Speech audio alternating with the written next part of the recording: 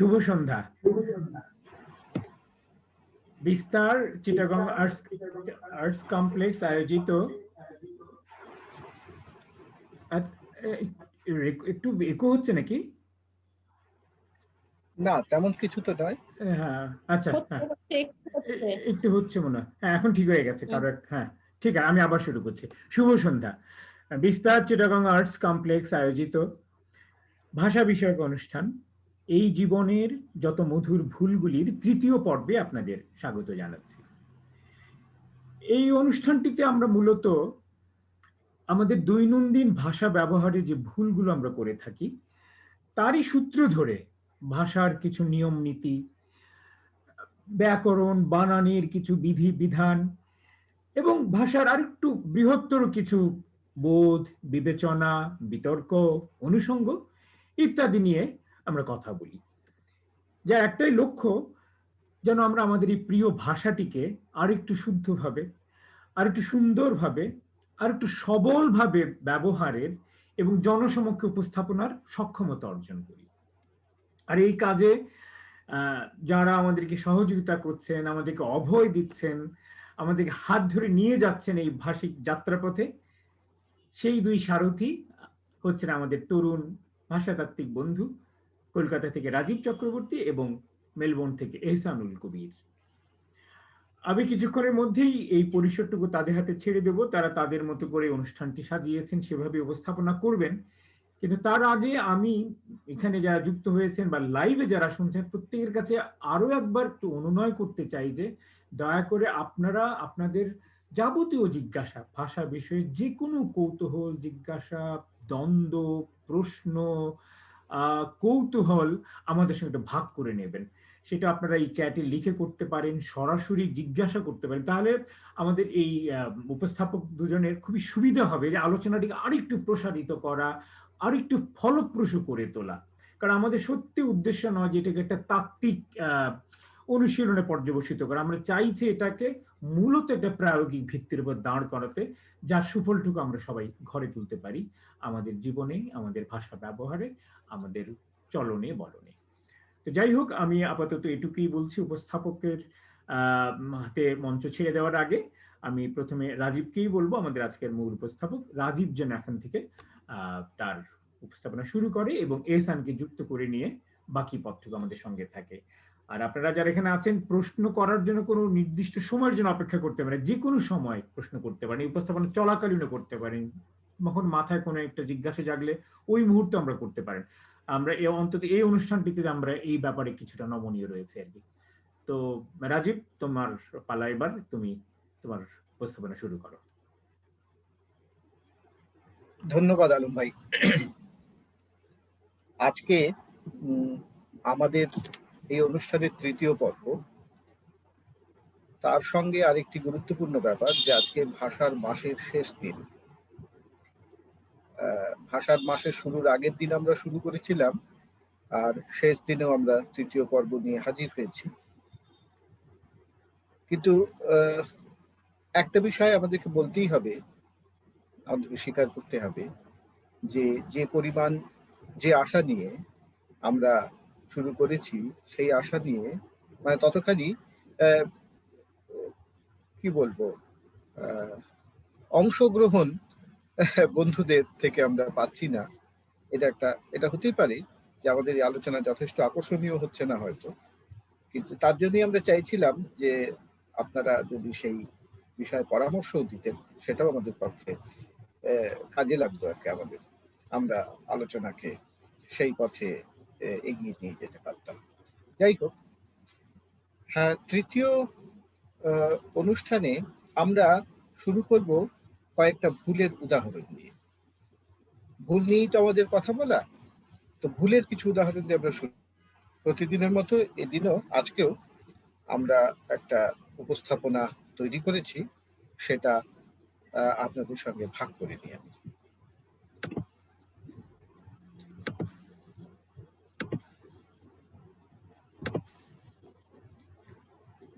নিশ্চয়ই দেখা যাচ্ছে।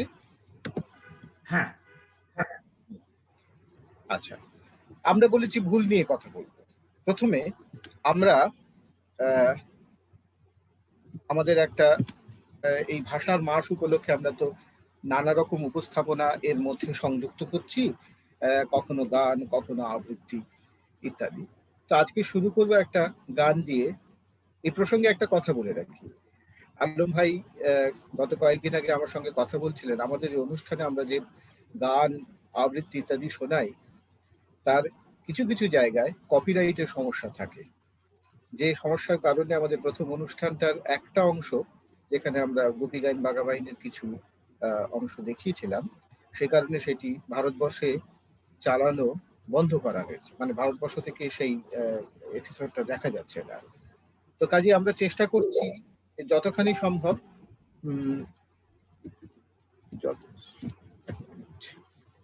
যতখানি সম্ভব আমাদের এই আচ্ছা, আমার কি এখানে একটু জিজ্ঞেস করে দিই, এই এই মেসে একটা কোনো শব্দ পাওয়া যাচ্ছে আলাদা করে? হ্যাঁ, আমি তো ধরে নিয়েছি ওটার মধ্যে ফ্যানের আওয়াজ কিনা, নাকি? না, মানে মেসেজ আসার কোনো শব্দ পাওয়া যাচ্ছে কি আলাদা করে? সেটাও একবার পাওয়া গিয়েছিল, হ্যাঁ। আচ্ছা, না আমি সেটি বন্ধ করতে চাইছি। যাই হোক, হ্যাঁ, তো আমরা চেষ্টা করব যতখানি সম্ভব এই কপিরাইটের ইস্যুটাকে এড়িয়ে গিয়ে কাজকর্ম, আমাদের এই উপস্থাপনাকে এগিয়ে নিয়ে যাওয়া যায়, সেটি আমরা চেষ্টা করব। আজকে শুরুতেই আমরা একটা গান শুনবো, বর্ণমালার গান। এই গানটি একটু অপরিচিত। গানের যিনি গায়ক, তাপস মৌলিক, তিনি একজন বাচ্চাদের জন্য লেখেন, খুবই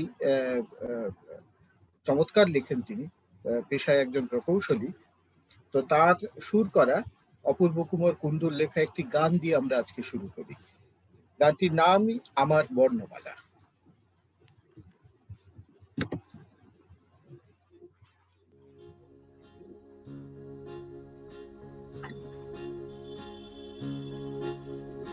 সূর্যের গান রোদ্দুর হয়ে নামে, তারার খুশিতে লক্ষ পিদিম জ্বালা, পলাশের রঙে দিগন্ত জেগে ওঠে, আমাকে জাগায় আমার বর্ণমালা। সূর্যের গান রোদ্দুর হয়ে নামে, তারার খুশিতে লক্ষ পিদিম জ্বালা, পলাশের রঙে দিগন্ত জেগে ওঠে, আমাকে জাগায় আমার বর্ণমালা।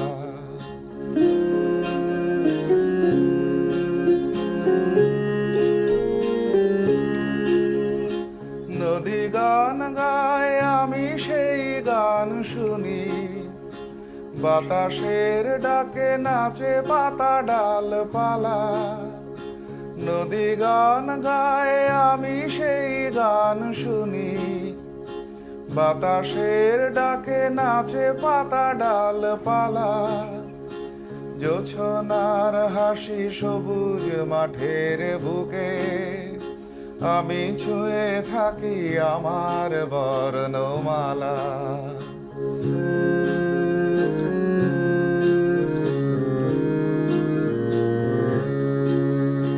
উঠোনে যখন মাকে ডালপোনা, লাউ ডগাগুলি ঢেকেছে ঘরের চালা, কুমড়ো ফুলের পাশে ঘরে মৌমাছি, আমি খুঁজি শুধু আমার বর্ণমালা।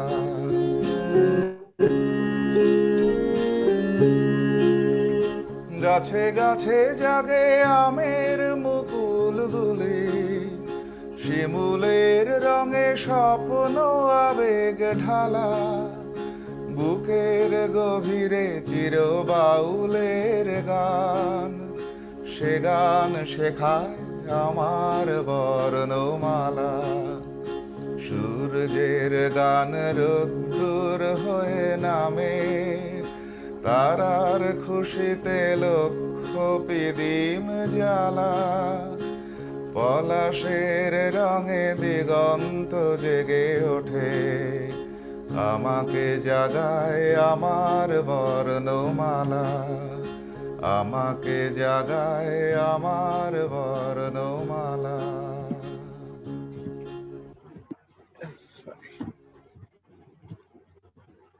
এই গান দিয়ে আমরা আজকে শুরু করলাম, কিন্তু দেখুন এই গানের যে ছবিটা আমরা এখানে দেখেছি তাতে এই মানে কি বলবো, ছবিটা আমার তৈরি করা নয়, এখানে একটা ভুল আছে।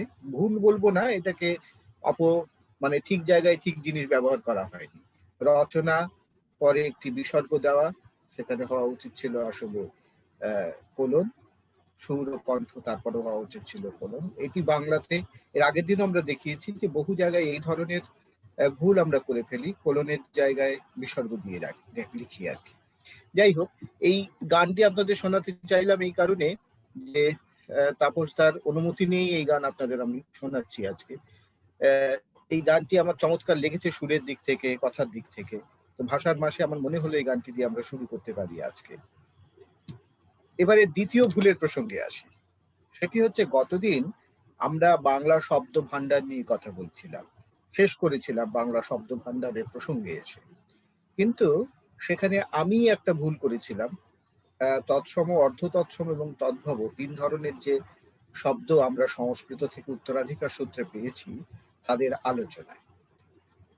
যে সমস্ত শব্দ সংস্কৃত থেকে সরাসরি বাংলায় এসেছে সেগুলোকে আমরা তৎসম শব্দ বলছি। যেগুলি তৎসম সংস্কৃত থেকে সরাসরি বাংলায় এসেছে কিন্তু আসার পথে একটু দুমড়ে মুচড়ে গেছে, সেগুলোকে আমরা বলছি অর্ধ তৎসম বা ভগ্ন তৎসম। আর যে শব্দগুলি সংস্কৃত থেকে বাংলায় এসেছে কিন্তু ঐতিহাসিক বিবর্তনের মাধ্যমে, অর্থাৎ সংস্কৃতের পরে পালি, প্রাকৃত এই সমস্ত স্তর অতিক্রম করে বাংলায় এসেছে, এই 3 ধরনের শব্দ সংস্কৃত থেকে আমরা পেয়েছি। এবারে এর সঙ্গে আমাদের ভুল ভ্রান্তির সম্পর্কটা কোথায়? ঠিক আমরা বলছিলাম যে যারা বাংলাতে লিখতে চান, বাংলা ভাষাটাকে জীবনে বিভিন্ন কাজে ব্যবহার করতে চান, সৃষ্টিশীল কাজে, তাদেরকে একটু শিখে নিতে হবে কিছু কিছু জিনিস। তার সঙ্গে এর সম্পর্কটা কি এর পরের স্লাইডটা থেকে আমরা দেখব। দেখুন 1916 সালের জ্ঞানেন্দ্রমোহন দাশের বাংলা ভাষার অভিধানে ৭৫,০০০ শব্দের একটা মোটামুটি হিসেব এখানে আছে।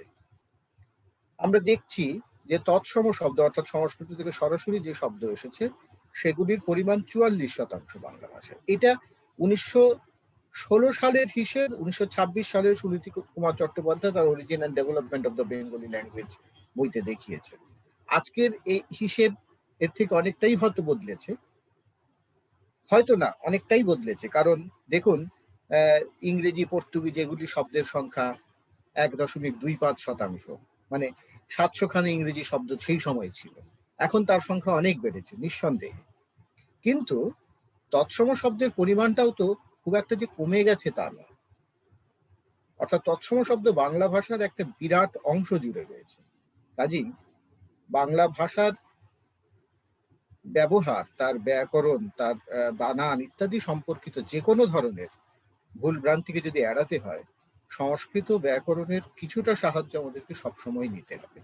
এই জন্যই বলেছিলাম যে সেদিন যে লিখতে গেলে, ঠিকভাবে লিখতে গেলে, নির্ভুলভাবে লিখতে গেলে সংস্কৃতের ব্যাকরণের জ্ঞান কিছুটা হলেও আমাদের দরকার, একদম তাকে এড়িয়ে কাজ করা যাবে না।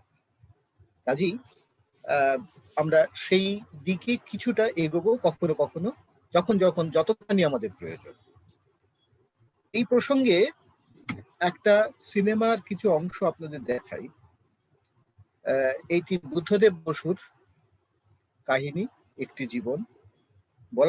বলা হতো, মানে আমরা ছোটবেলায় শুনেছি যে নাকি হরিচরণ বন্দ্যোপাধ্যায়ের জীবনী অবলম্বনে এই ছবি তৈরি হয়েছিল। 1990 সালে এই ছবি রিলিজ করে রাজা মিত্রর পরিচালনায়। এইটার একটি ছোট্ট ক্লিপ দেখে আমরা পরের অংশে যাব। হ্যাঁ গো, তুমি রাত্রি ঘুমোওনি? দেখো, আমি একটা বড় কাজে হাত দিতে যাচ্ছি। কাল রাত্রে আমি স্থির করেছি। এই দেখো, জিজ্ঞেস করতে ভুলে যাই, সেদিন সদরে ভূপেনবাবুর বাড়িতে গিয়েছিলে তাহলে? বললেন কিছু ওরা? জানি শিবানীকে অপছন্দ হবে না। না না, সে কথা নয়। আমি বাংলা ভাষা একটা অভিধান লিখব।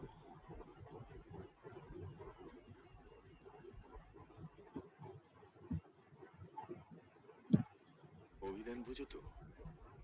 শব্দকোষ, ডিকশনারি, বাংলা ভাষার যাবতীয় শব্দ, অর্থ, তার ব্যবহার নিয়েই বই। বাংলায় এরকম বই আর নেই, জানো তো? সে কি, তুমি লিখবে সেই বই? ঠাকুর দেবতার কথা থাকবে তাতে? থাকবে, সবই থাকবে। জানো, কাল রাতে উনি সম্মতি দিয়েছেন, আমায় আশীর্বাদ করেছেন। আমার সমস্ত দ্বিধা কেটে গেল। কি, কার কথা বলছো? ঈশ্বরচন্দ্র বিদ্যাসাগর। আমি বুঝতে পেরেছি, অনুভব করেছি। তুমি বই লিখবে বাবা? ছবি থাকবে তাতে? ছবি? না, ছবি হয়তো থাকবে না, তবে শব্দগুলি তো এক একটা ছবি রে। এক একটা শব্দের অর্থ পাঠকের মনে এক একটা ছবি ফুটিয়ে তুলবে। বুঝলে কিছু? কবে লিখবে বাবা?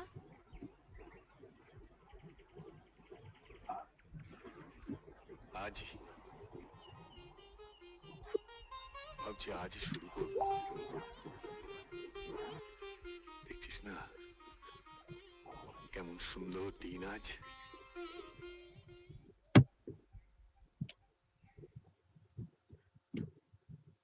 এটি সেই বিখ্যাত ছায়াছবি। আমরা ভাষার সঙ্গে যারা লগ্ন হয়ে আছি তারা মাঝে মাঝে এই গল্প পড়ি, এই গল্প থেকে উৎসাহ পাই, প্রেরণা পাই। বলা হয় যে হরিচরণ বন্দ্যোপাধ্যায়ের ছায়া অবলম্বনে এটি তৈরি হয়েছিল, কিন্তু এ নিয়ে বিতর্ক আছে। বুদ্ধদেব বসু পরিষ্কার করে এই বিষয়ে বলেও গিয়েছেন যে সেরকম কোনো সম্ভাবনা নেই। যাই হোক, কিন্তু খালি আমাদের বর্তমান আলোচনার সঙ্গে এর কিছুটা যোগ আছে বলে আমি দেখালাম। এরপরে আসল ভুলের প্রসঙ্গে আসি। দেখুন, এই একটা বিজ্ঞাপন, ভারতবর্ষে LIC বলে একটি বীমা সংস্থা আছে, লাইফ ইন্স্যুরেন্স কর্পোরেশন, তাদের একটি বাংলা বিজ্ঞাপন। সেই বিজ্ঞাপনের একটা অংশ বড় করে দেখানো হয়েছে। এখানে আপনারা যারা আছেন তারা যদি আমাকে একটু বলেন যে আদৌ এখানে ভুল আছে কি, থাকলে কি ধরনের ভুল আছে, সেই তার আলোচনা দিয়ে আমরা আজকে শুরু করি। তাহলে কেউ যদি আমাকে বলেন, যারা আছেন তারা, তাদের মধ্যে কেউ যদি বলেন যে এখানে কি ধরনের ভুল আছে, আদৌ আছে কিনা।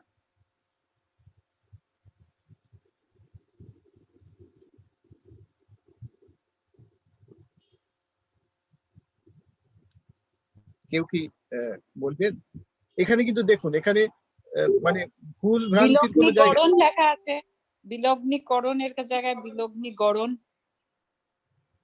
বেশ, সেটা নয়, একটা ভুল হলো। আর কি ভুল আছে? ছোটগুলো পড়া যাচ্ছে না। নিচের বড় করে যে লেখাটা, সেটা পড়া যাচ্ছে না। ওটা পড়েছি, ওখানে লেখা আছে বেসরকারিকরণ ও বিলগ্নিকরণ সম্পূর্ণ ভিন্ন জিনিস। বিলগ্নিকরণ হলো কেবল শেয়ার বিক্রি।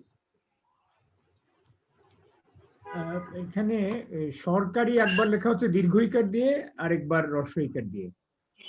সরকারি, হ্যাঁ ওইটা একটা লেখা। হ্যাঁ, বুঝতে পেরেছি। আমি জিজ্ঞেস করছি, ধরুন সরকারি বানানটা হ্রস্বই দীর্ঘই দুরকমই লেখা হয়। হ্যাঁ, দীর্ঘই আগে লেখা হতো, এখন হ্রস্ব ইকার দিয়ে লেখা।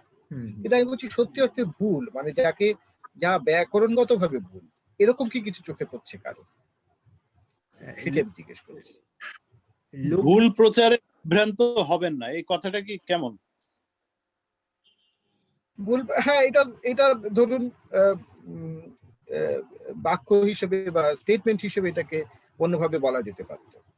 আমি বলছি শব্দ গঠনে যে অংশটুকু আমি বড় করে দেখিয়েছি সেই জায়গাতে কোনো ভুল আছে কিনা। ও আচ্ছা,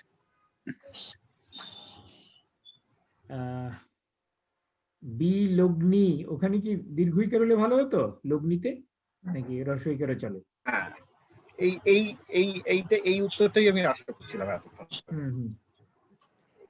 দেখুন, তৎসম। বেসরকারীকরণ, বিলগ্নিকরণ, হুম হুম এই দুটোতেই রস্বইকার দেওয়া রয়েছে। হুম হুম। হ্যাঁ, এখানে ভুলটা কি হচ্ছে সেটি আমি দেখব।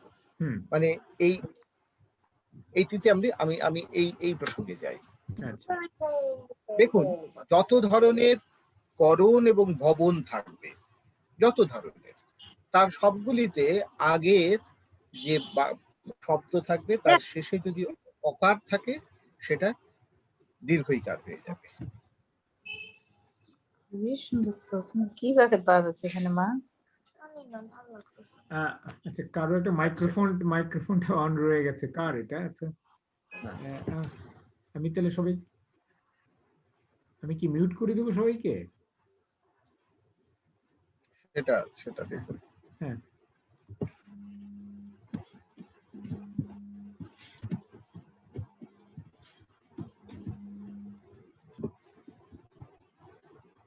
আপনি সবাইকে মিউট করে দিন, তাহলে মনে ভালো হয়।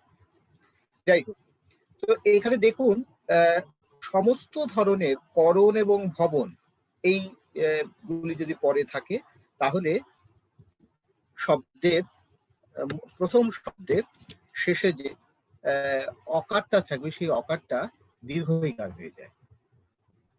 অন্তররাষ্ট্রীকরণ, নবীকরণ, বেসরকারীকরণ, বৈদ্যুতিনীকরণ, দেখুন এগুলি সবগুলি অন্তররাষ্ট্র, তার সঙ্গে করণ যুক্ত হয়েছে, অন্তররাষ্ট্রীকরণ। নব যুক্ত করণ, নবীকরণ। এইটা মনে রাখতে হবে যে যে সমস্ত জায়গায় এই ক্রি ধাতু নিষ্পন্ন করণ থাকবে এবং ভূ ধাতু নিষ্পন্ন ভবন থাকবে, ভবন শব্দটা আসছে সংস্কৃত ভূ ধাতু থেকে, ভূ মানে হওয়া, সেই সমস্ত জায়গায় আগের শব্দের, যাকে আমরা সংস্কৃতে বলে থাকি প্রাতিপদিক, মানে শব্দ মূল, ক্রিয়ার মূলকে যেমন ধাতু বলা হয়, শব্দের মূলকে তেমনি প্রাতিপদিক বলা হয়। এই প্রাতিপদিকের শেষ অকারটা দীর্ঘইকারে পরিণত হবে। এইটি হচ্ছে মূল নিয়ম। আর কোথায় কোথায় আছে দেখুন, যেখানে হ্রস্বউকার কিংবা দীর্ঘউকার থাকবে, হ্রস্বউকার থাকবে, সেগুলি সব দীর্ঘউকার হবে। অর্থাৎ যদি কোনো হ্রস্ব স্বর থাকে, অ ছাড়া যদি কোনো হ্রস্ব স্বর থাকে, মানে হ্রস্বই, হ্রস্ব ইত্যাদি, সেক্ষেত্রে সেগুলি দীর্ঘকার, দীর্ঘ হয়ে যাবে। এবং লঘু, লঘু বানান হয় হ্রস্বকার, কিন্তু ক্রি ধাতু অন করলে ওটা লঘুকরণ, দীর্ঘকার হবে। অর্থাৎ এই কথাটুকু মনে রাখতে হবে, ভবন এবং করণ যদি থাকে তাহলে তার আগের যে শব্দ সেই শব্দের অকার সবসময় দীর্ঘইকার হবে, হ্রস্ব স্বর সবসময় দীর্ঘস্বর হবে। আর রিকার যদি থাকে তাহলে সেটি কি হবে? এখান থেকে এখানে উদাহরণ দেওয়া রয়েছে, দেখুন তো এরকম কোন উদাহরণ এখানে আছে কিনা যেখানে রিকার থাকবে, তার কি পরিণতি হতে পারে? কেউ কি বলবেন একটু ব্যাপারটা?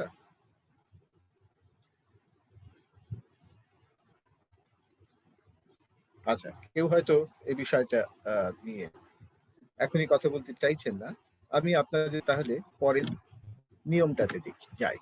দেখুন, এখানে সংস্কৃতে নিয়মটা ছিল ক্রি, ভূ এবং অস্থি, অজ ধাতু, এই তিনটে। ক্রি মানে করা, ভূ মানে হওয়া, অজ ধাতু মানে হওয়া।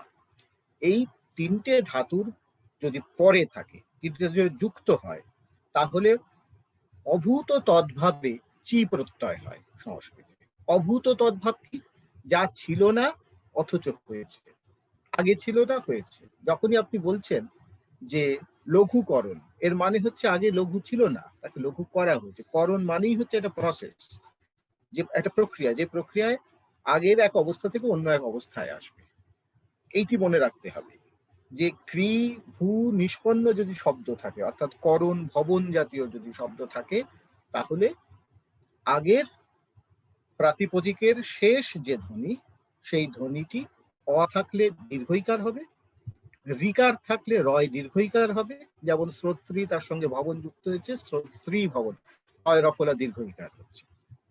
হ্যাঁ, আর অন্যান্য রস্বস্বর থাকলে সেগুলি দীর্ঘস্বর। অর্থাৎ ওই যে আগের উদাহরণে আমরা দেখেছিলাম যে বেসরকারীকরণ বিলগ্নীকরণ, এইখানের মূল সমস্যাটা ছিল এই করণ এর আগের রস্বইকারটি। এটি সংস্কৃত নিয়ম অনুসারে এটি সবসময় দীর্ঘইকার হবে।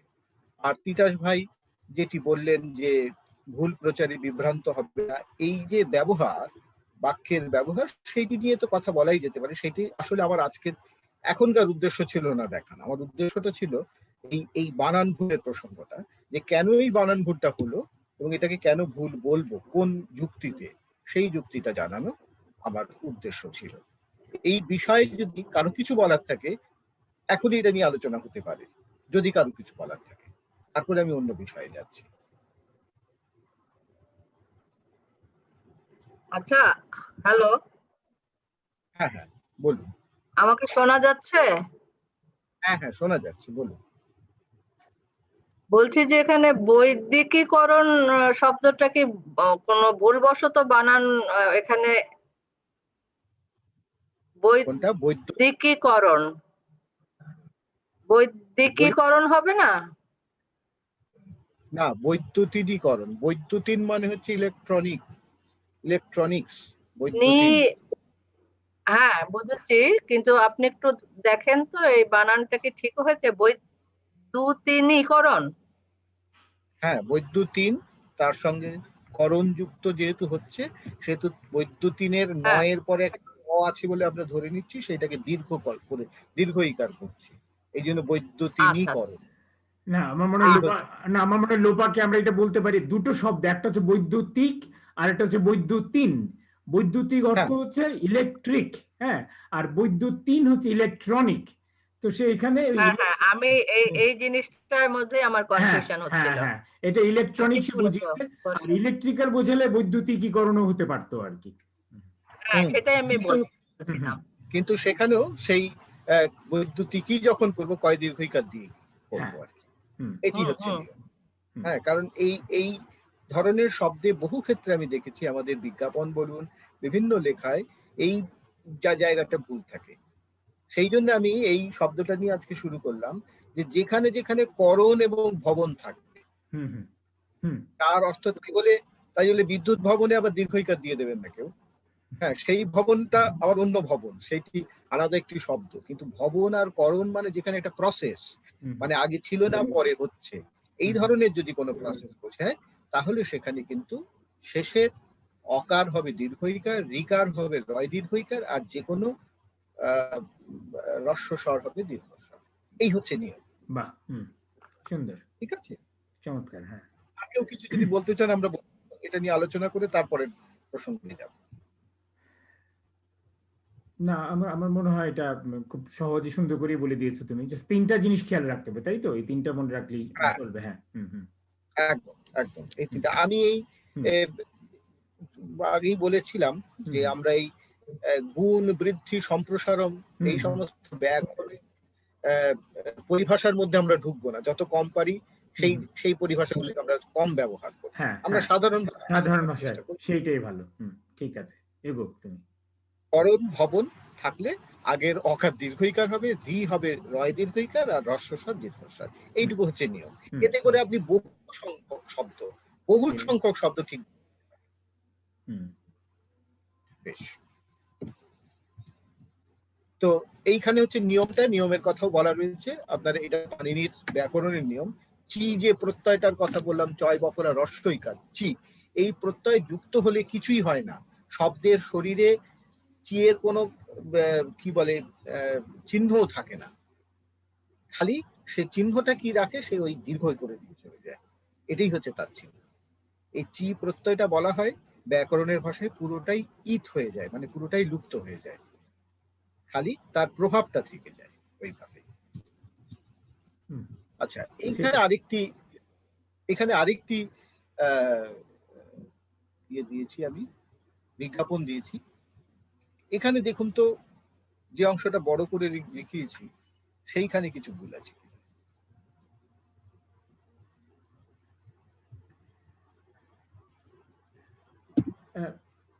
বিক্রয়তব্যটা ঠিক শুদ্ধ মনে হচ্ছে না, জানি না, মানে কারণটা আমি বলতে পারবো না বিক্রিতব্য কিনা।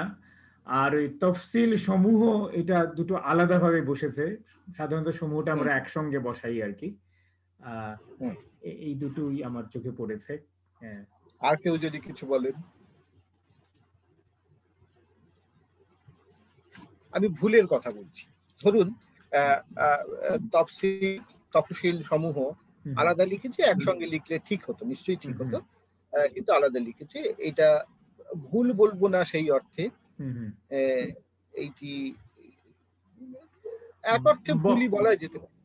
বন্ধকি কি রস্বইকার হবে মনে হয় না? আচ্ছা, আর কেউ বলুন। আপনি আলম ভাই একা বলে যাচ্ছেন। আচ্ছা, আমি চাইছি আমি অন্যকে সাহস যোগাচ্ছে, মনে থেকে তো মানে কথা বলতে চাইছে না আর কি। প্লিজ আপনারা একটু অংশগ্রহণ করুন। হ্যাঁ হ্যাঁ, এইভাবে আমরা শিখবো, আলোচনা করবো। অন্যরা একটু বলুন প্লিজ। হ্যাঁ, বন্ধকি বানান নিয়ে আমারও একটু কেমন দ্বিধা হচ্ছে, মানে নিশ্চিত না। বেশ বেশ, আর কেউ যদি কিছু বলেন। ভুল মানে বন্ধকি বানানটার মধ্যে ঠিক আছে, তার মধ্যে রস্বই দীর্ঘই নিয়ে একটা সমস্যা থাকতেই পারে, কিন্তু আর কিছু মানে আমি চাইছি যে একদম কারোর চোখে কি লাগছে কিছু, মানে আমি একটু বলবো।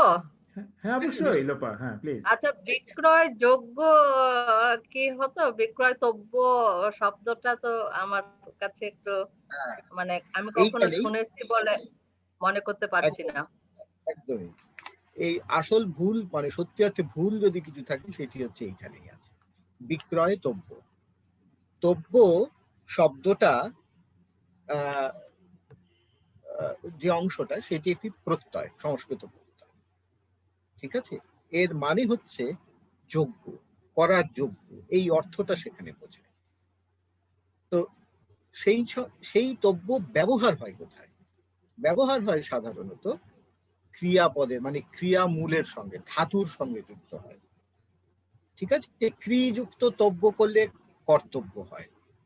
দা মানে দেওয়া, দা যুক্ত তব্য দাতব্য, দেওয়ার উপযুক্ত। কর্তব্য মানে করার উপযুক্ত। হ্যাঁ, জ্ঞাতব্য মানে জানার উপযুক্ত, জানার যোগ্য। এই যোগ্যতা অর্থে তব্য প্রত্যয় হয়। এখানে বিক্রয়যোগ্য জিনিস তাই বলতে চেয়েছেন তারা, কিন্তু লাগিয়েছেন এমন জায়গায় একটি শব্দের সঙ্গে, মানে ক্রিয়া বিশেষ্য পদের সঙ্গে যুক্ত করে ফেলেছে, বিশেষ্য শব্দের সঙ্গে যুক্ত করা উচিত ছিল ক্রিয়ামূলের সঙ্গে। যদি বিকৃতব্য বিকর্তব্য হতো তাহলে শব্দটা ঠিক হতো, কিন্তু তারা করে ফেলেছেন বিক্রয়তব্য, হওয়া উচিত ছিল বিক্রয়যোগ্য। অর্থাৎ তব্য প্রত্যয়, তব্য মানে হচ্ছে যোগ্যতা, ঔচিত্য, এই অর্থে তব্য প্রত্যয় হয়, কিন্তু সেটা যুক্ত করতে হবে ধাতু বা ক্রিয়ামূলের সঙ্গে। বিক্রয়তব্য হবে না, হ্যাঁ, কর্তব্য হবে, যে ক্রি ধাতুর সঙ্গে সরাসরি যুক্ত হচ্ছে। এই তব্য প্রত্যয়টা কখনোই বিশেষ্যর সঙ্গে যুক্ত হবে না, এই মনে রাখতে হবে। তা এই যে বন্ধকির কথাটাও আমি আসি, যে বন্ধকি শব্দটা কি হওয়া উচিত ছিল? বন্ধকি শব্দে রস্বইকার হবে না দীর্ঘইকার হবে? আপনাদের কি মনে হয় বলুন তো?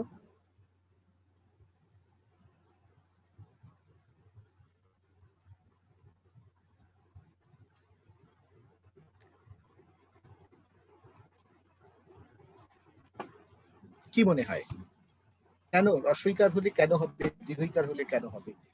এটা একটু জানতে চাইছি, মানে আপনাদের ভাবনা চিন্তাটা জানতে চাইছি, কারণ এর মাধ্যমে বোঝা যাবে যে ভাষা নিয়ে আমরা কিভাবে ভাবি।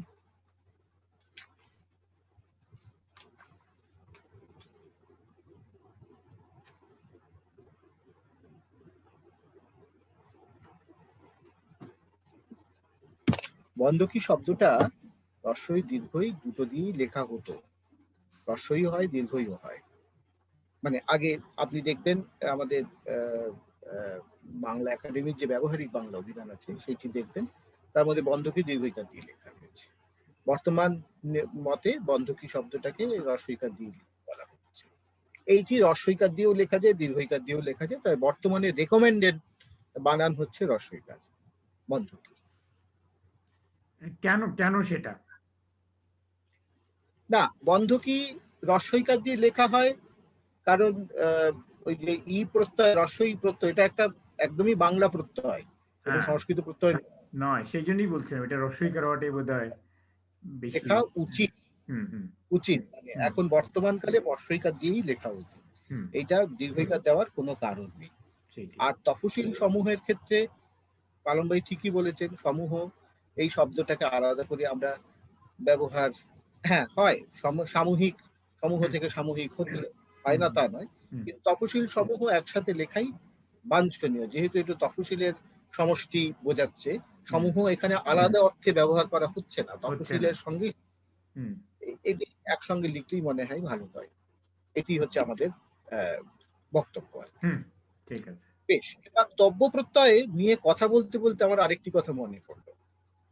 আচ্ছা দেখুন তো, আচ্ছা তব্য সম্পর্কে এইখানে দুটি কথা এখানে লিখে দিয়েছি, সেইটি মনে রাখলে আপনাদের সুবিধে হবে বা আমাদের সকলেরই সুবিধে হবে, যে কৃত প্রত্যয় তব্য ক্রিয়ামূল বা ধাতুর সঙ্গে যুক্ত।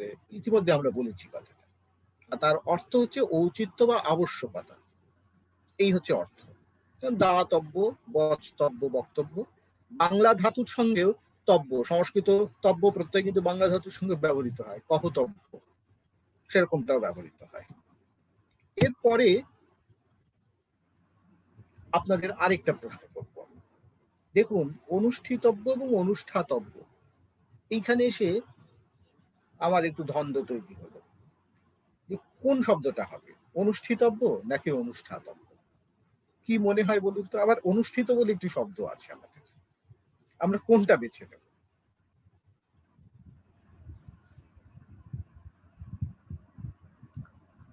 অনুষ্ঠিতব্য। বেশ, বাকি কেউ বলুন। না, অনুষ্ঠিতব্য তো আমরা সবাই ব্যবহার করি, কিন্তু ব্যাকরণ মানলে তো আমার মনে হয় যেন, আমি কোথাও পড়েছি, কেউ যেন আমাকে বলেছিল যে অনুষ্ঠাতব্যই হওয়া উচিত, যেমন দান থেকে দাতব্য, এরকম অনুষ্ঠান থেকে অনুষ্ঠাতব্য, এরকম একটা কথা সে বলেছিল আর কি। তুমি তোমার ব্যাখ্যাটা শুনি আর কি। আর অনুষ্ঠিত তো একটা আলাদা শব্দই, এটার সঙ্গে তো তব্য বা যোগ্যর ইয়ে নেই।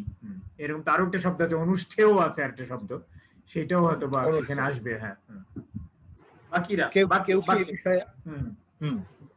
কেউ কি এই বিষয়ে কিছু বলবেন? আমাদের জুমে কিন্তু আজকে অনেকেই যুক্ত হয়েছেন, 15 জন আমি দেখতে পাচ্ছি। হ্যাঁ, তারা যদি একটু অংশগ্রহণ করতেন ভালো লাগতো। আমি তো আমার চেনা জানা অনেকেই দেখতে পাচ্ছি, মাহফুজা শিলু আছেন, তারপর উর্মি লোহানি আছেন, সুস্নাত তো রয়েইছে, সন্দীপন রয়েছে, রফিকুমনি, আপনারা সবাই যদি একটু অংশগ্রহণ করতেন ভালো হতো। আমারও অনুষ্ঠিতব্যই মনে হয়। অনুষ্ঠিতব্য, বেশ। আর কারো কিছু মনে হয়?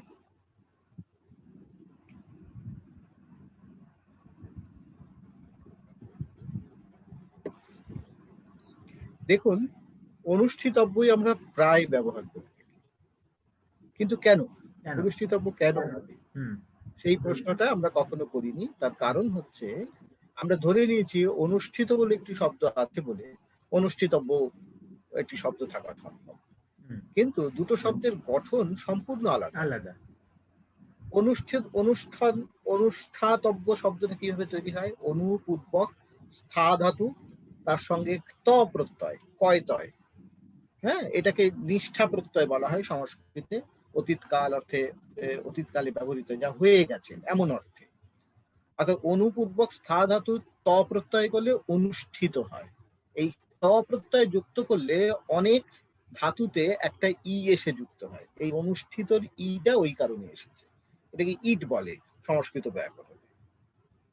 ঠিক আছে, এই জন্য অনুষ্ঠিততে ইকারটা যুক্ত হয়েছে, কিন্তু অনুষ্ঠাতব্য যখন হচ্ছে স্থাযুক্ত তব্য প্রত্যয়, অনুষ্ঠাতব্য, এখানে কোথাও ইকারের জায়গা নেই, যে কারণে অনুষ্ঠিতব্য শব্দটা হয় না, ব্যাকরণগতভাবে ভুল।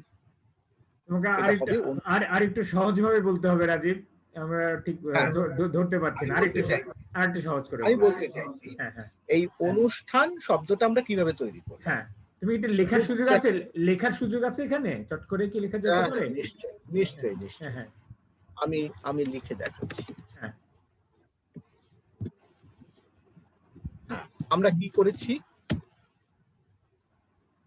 অনু, তার সঙ্গে স্থা ধাতু, হুম তার সঙ্গে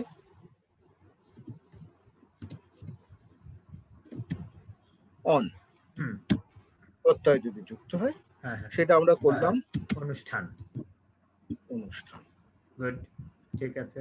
এবারে হ্যাঁ একই রকম ভাবে অনু, হুম এই অনুর পরে যে হাইফেন দিচ্ছি এটা মানে হচ্ছে এটা কিন্তু উপসর্গ। অনু হচ্ছে একটা উপসর্গ। বাংলায় সংস্কৃত থেকে 20টা উপসর্গ এসেছে।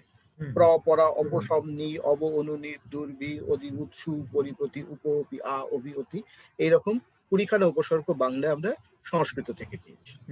তো এই উপসর্গগুলি কোথায় যোগ হয়? উপসর্গগুলি প্রধানত ধাতু মূল, যাকে আমরা ক্রিয়ামূল, যাকে আমরা ধাতু বলি, ধাতুর আগে অনুসর্গ বলি। তাহলে এখানে অনু হচ্ছে সে ধরনের একটি অনুসর্গ। তারপরে আমরা স্থা ধাতু যোগ করলাম, অনুষ্ঠা হলো, তার সঙ্গে এই ত বলে একটা প্রত্যয় আছে সংস্কৃতে, এটাকে বলা হয় অতীতকাল, মানে যে কাজ হয়ে গেছে এই অর্থ। এই ত যখন যুক্ত হয় তখন কোন কোন ধাতু, অর্থাৎ এখানে যেমন স্থা ধাতু, তার সঙ্গে একটা ই যুক্ত হয় এসে, ওকে, একটা ই এসে যুক্ত হয় এখানে, ওকে, হ্যাঁ, ই যুক্ত হয়, যে কারণে সে তখন তার রূপটা হয় অনুষ্ঠিত। অনুষ্ঠিত। এই ইটা কখনোই অনুষ্ঠাতব্য যেখানে হবে,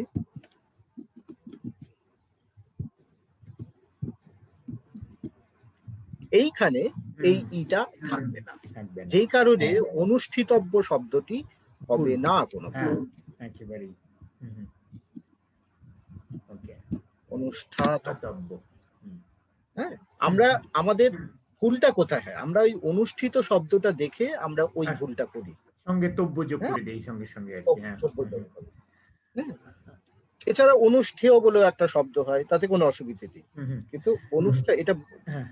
হ্যাঁ, আলম ভাই কিছু বলছেন? না না, মানে এখন আমাদের অবস্থানটা কি হবে এটা তো ঠিক, কারণ এটা আমার মনে আজকে অনেকেরই মধ্যে পিলে চমকে যাচ্ছে এই করে এটা শুনে, যারা হয়তো আমরা শুনিনি অনুষ্ঠাতব্য শব্দটা।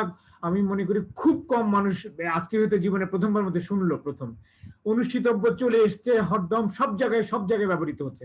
এখন আমাদের করণীয় কি? আমরা কি জেনে শুনি কি ভুলটাই ব্যবহার করতে পারবো, নাকি শুদ্ধটা ব্যবহার করব? করলে কি আমাদেরকে ভুল বলে আবার ধরা হবে কিনা, যেহেতু ভুল করছে, মানে এই বিপদে পড়বো কিনা আবার আমরা? তুমি বলো এখানে। হ্যাঁ, এখানে আমার যুক্তি হলো আমরা অনুষ্ঠাতব্যই ব্যবহার করব। হ্যাঁ, ভুল ব্যবহৃত হয়ে আসছে, অনেক শব্দই এরকম ভুল ব্যবহার করি, কিন্তু ভুল যখন আমরা জানলাম যে এটা ভুল, তখন ঠিকটাই ব্যবহার করা উচিত, একরকম। এবার এখানে কতগুলি প্রশ্ন আসে, মানে এই প্রশ্নের মধ্যে আমরা এই পরবর্তী আলোচনাতেই আমরা ঢুকবো, এর সূত্র ধরেই ঢুকবো। আমরা এই ভাষার মাসে, আন্তর্জাতিক মাতৃভাষা দিবসে আমরা কি বলেছি, যে আমাদের প্রত্যেকের মাতৃভাষার অধিকার দিতে হবে, আমাদের প্রত্যেকের মাতৃভাষার অধিকার সমান। এটা ঠিক কথাই। ধরুন আপনি চট্টগ্রামে বসে চট্টগ্রামী ভাষায় কথা বলবেন, সেটি আপনার অধিকার। রাজশাহী বসে কেউ রাজশাহীর আঞ্চলিক ভাষায় কথা বলবে, সেটা তার অধিকার। এইভাবে প্রত্যেকে যদি তার অধিকারটা নিয়ে সচেতন থাকেন এবং সেই অধিকারই প্রয়োগ করেন, তাহলে আমরা কোথায় পৌঁছব? তাহলে একটা সময় আসবে যখন চট্টগ্রাম থেকে বহু দূরে পুরুলিয়ায় বসে একটা মানুষ বাংলায় কথা বলবে, সেও তার মাতৃভাষায় ব্যবহার করবে। সে কখনোই বলবে না যাকে আমরা মান বাংলা বা মান্য বাংলা বলি, তাতে সে যাবে না। মান্য বাংলা মানেই হচ্ছে সেখানে কিছু নিয়মের বেড়াজাল তৈরি হবে, যে নিয়ম আপনার মাতৃভাষা বলে যে আঞ্চলিক ভাষাটাকে আপনি মনে করেন, সেই ভাষা থেকে মান বাংলার ভাষাটা একটু আলাদা হয়ে যায়। এবার এই নিয়মের বেড়াজাল আমাদের ইচ্ছে না থাকলেও মানতে হয় কিছু। এই স্ট্যান্ডার্ডাইজেশন, এই যে প্রমাণীকরণ বা প্রমিতকরণ বা মান্যীকরণ, এই ব্যাপারটা, এই করণ বললাম বলে মান্যী বললাম আর কি। হ্যাঁ, না না, আমি সেটা বলছি না, যে অনুষ্ঠিতব্য শব্দটা এতদিন ধরে কেন ব্যবহৃত হচ্ছিল, এবং শুধু আমার তোমার মতো না, বড় বড় লেখক, শিল্পী, সাহিত্যিক, ভাষাতাত্ত্বিক সবাই ব্যবহার করেছিলেন, তাই না? কম বেশি আমি যতদূর জানি আর কি। হ্যাঁ হ্যাঁ, অবশ্যই ব্যবহার করেছে। তারে তার কারণ হচ্ছে হ্যাঁ, এটা হচ্ছে ওই অনুষ্ঠিত শব্দের এটাকে আমরা বলি অ্যানালজিক্যাল ক্রিয়েশন আর কি, সাদৃশ্যমূলক একটা স্থাপনা তৈরি হয়েছে, যে অনুষ্ঠিতর আদলে অনুষ্ঠিতব্য। হ্যাঁ, এইভাবেই তৈরি হয়েছে শব্দটা।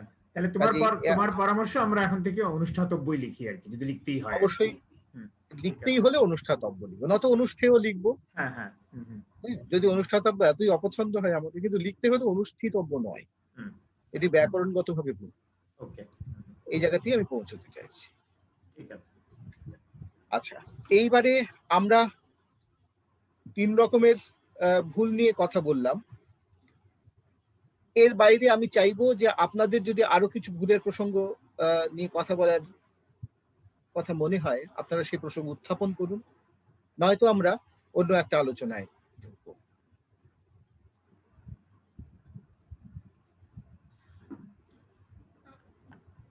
আমি খুব, হ্যাঁ, কেউ কিছু বলতে চাইছেন? হ্যাঁ, আমি একটু বলি যে যেমন আমরা পঞ্চবার্ষিক শব্দটা সবসময় আমরা অভ্যস্ত, কিন্তু আসল শব্দটা বোধহয় পাঞ্চবর্ষিক। রাজীব দা কি বলেন? পাঞ্চবর্ষিক কেন হবে বলে আপনার মনে হয়? আমি তো আপনাকে ব্যাখ্যা করে বুঝিয়ে বলতে পারবো না, কিন্তু আমি এটা শুনেছি, এবং খুব একজন ভাষায় যার বেশ দখল আছে, জানেন, এরকম একজন আমাকে বলেছিলেন যে পঞ্চবার্ষিকটা আমরা বলে থাকি, কিন্তু পাঞ্চবার্ষিক শব্দটা আসলে ঠিক। যেমন আমরা আজকাল কথায় কথায় বলি ফলে, কিন্তু ফলে বোধহয় মানে কোন ধর্মীয় জিনিস শ্রবণে যে পুণ্য হয়, সেটা বোধহয় ফল সেটা মিন করে। আচ্ছা, বেশ বেশ। আপনি মনে হয় ফলশ্রুতি কথাটার দিকে ইঙ্গিত করছেন। ফলশ্রুতি যে শব্দটা, ফলশ্রুতি, রাইট, ফলশ্রুতি, ফলশ্রুতি বলতে চেয়েছিলাম আমি, ভুলবশত ফলে বলেছি, ফলশ্রুতি।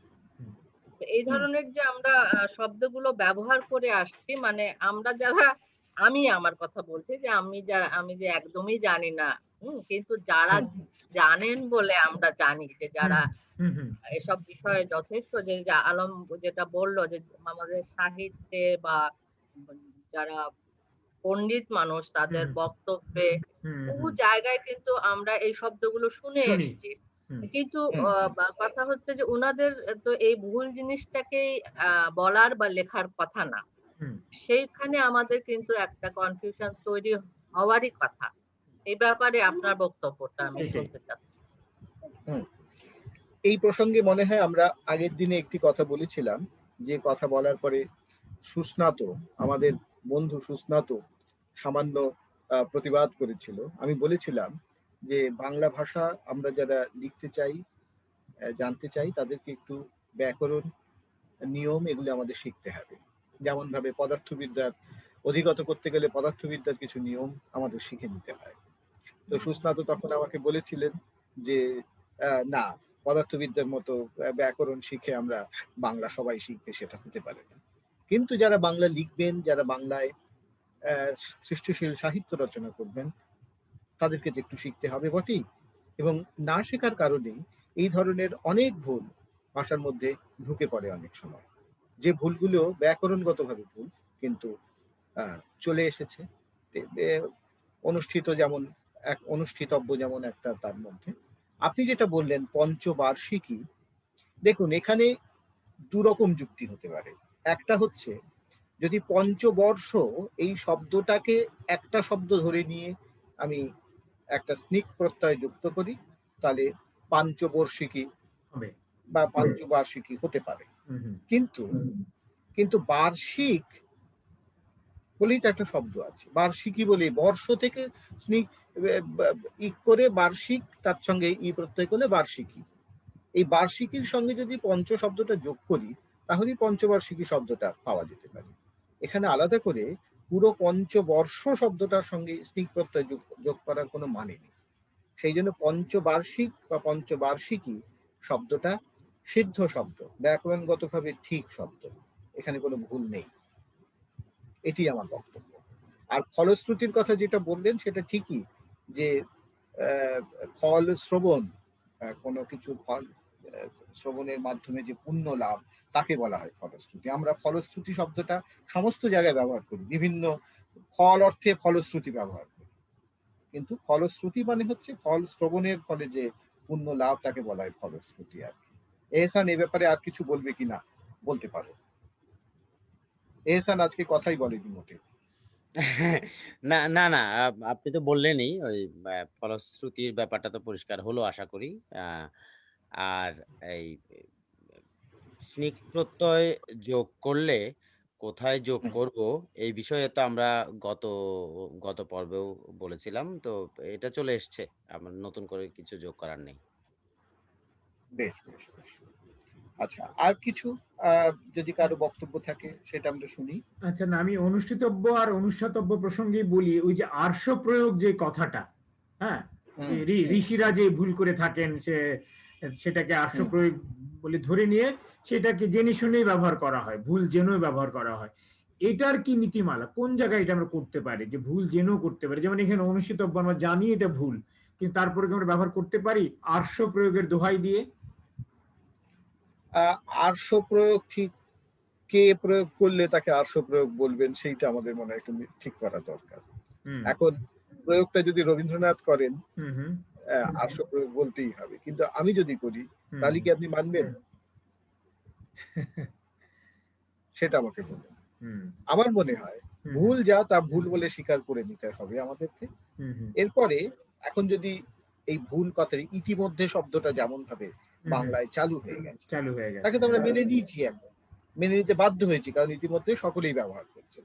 তেমনি ভুল ঠিকের প্রসঙ্গ যদি ওঠে তাহলে অনুষ্ঠাতব্যটা ভুল ঠিক, অনুষ্ঠিতব্যটা ভুল। এবারে এমন যদি হয় যে সকলেই অনুষ্ঠিতব্যই ব্যবহার করছেন, তখন আমার আপনার মতামতে কিছু আসে যায় না। ভাষা আসলে ব্যবহারকারীর উপরেই ভাষার দায়িত্ব নির্ভর করে। আমরা ব্যাকরণের লোকেরা খালি কি করি, যা বলে তা আমরা জাস্টিফাই করার চেষ্টা করি, যে হ্যাঁ এইটা এই কারণে ঠিক বা এই কারণে ভুল। না, কিন্তু যদি একজন প্রুফ রিডার কিংবা একজন সম্পাদক যদি অনুষ্ঠিতব্য কেটে বইয়ে অনুষ্ঠিতব্য করে দেয় পাণ্ডুলিপিতে, সেই ক্ষেত্রে লেখককে এটা চ্যালেঞ্জ করতে পারেন কিনা, আর কি তার কোনো অধিকার আছে কিনা, আর কি এখনো অব্দি পারেন না, এখনো অব্দি পারেন না। এই আপনি যদি বানান অভিধান দেখেন, সেখানে অনুষ্ঠাতব্য পরিষ্কার বলা আছে, অনুষ্ঠিতব্য এখনো অব্দি পারেন না। বেশ, আর কিছু, আর কোনো বক্তব্য কারোর থাকলে সেগুলি আমরা শুনতে পারি। আচ্ছা, সুস্না তো হাত তুলেছে, আমি ওর হাত তোলার অপেক্ষাতেই ছিলাম। সুস্না তো বলো। আমিও তো সুস্নাতকে আসলে সুস্নাতর নাম করে তাকে একটু খোঁচালাম, যাতে তার উপস্থিতিটা বোঝা যায়। না না, বিষয় না,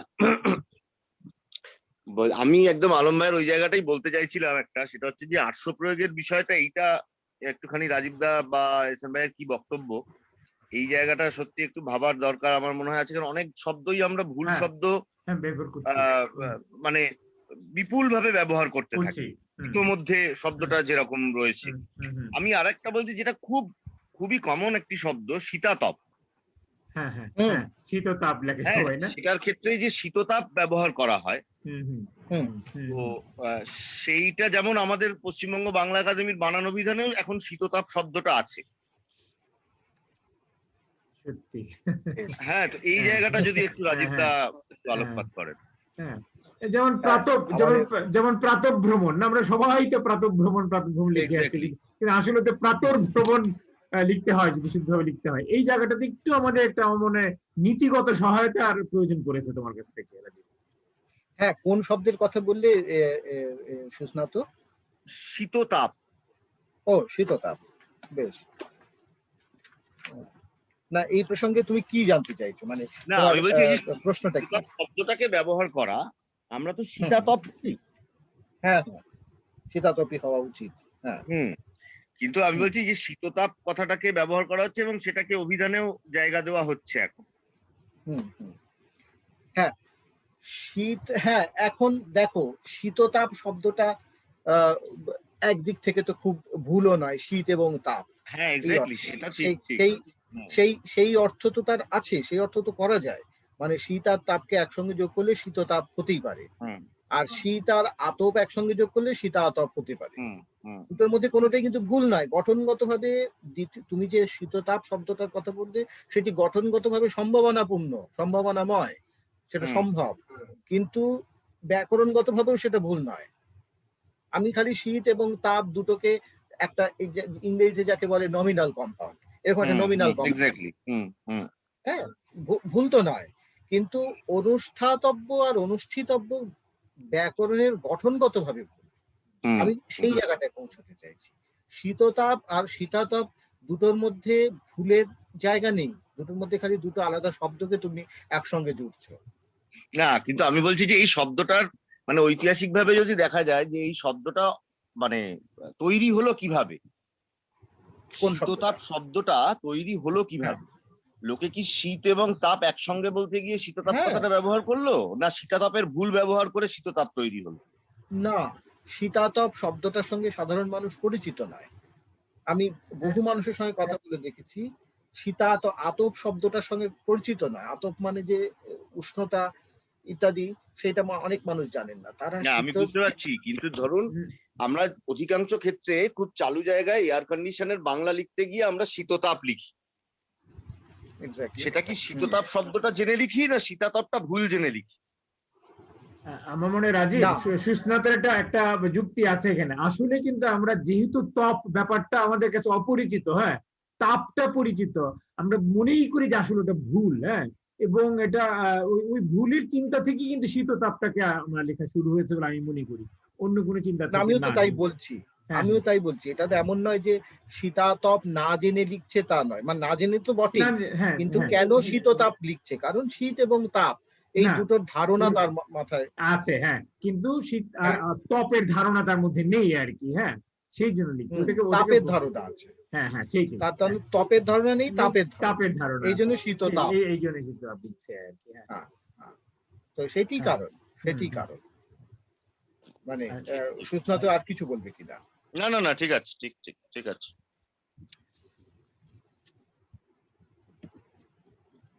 বেশ, আর কোনো আলোচনা যদি থাকে তো সেটা আমরা সেরে ফেলতে পারি।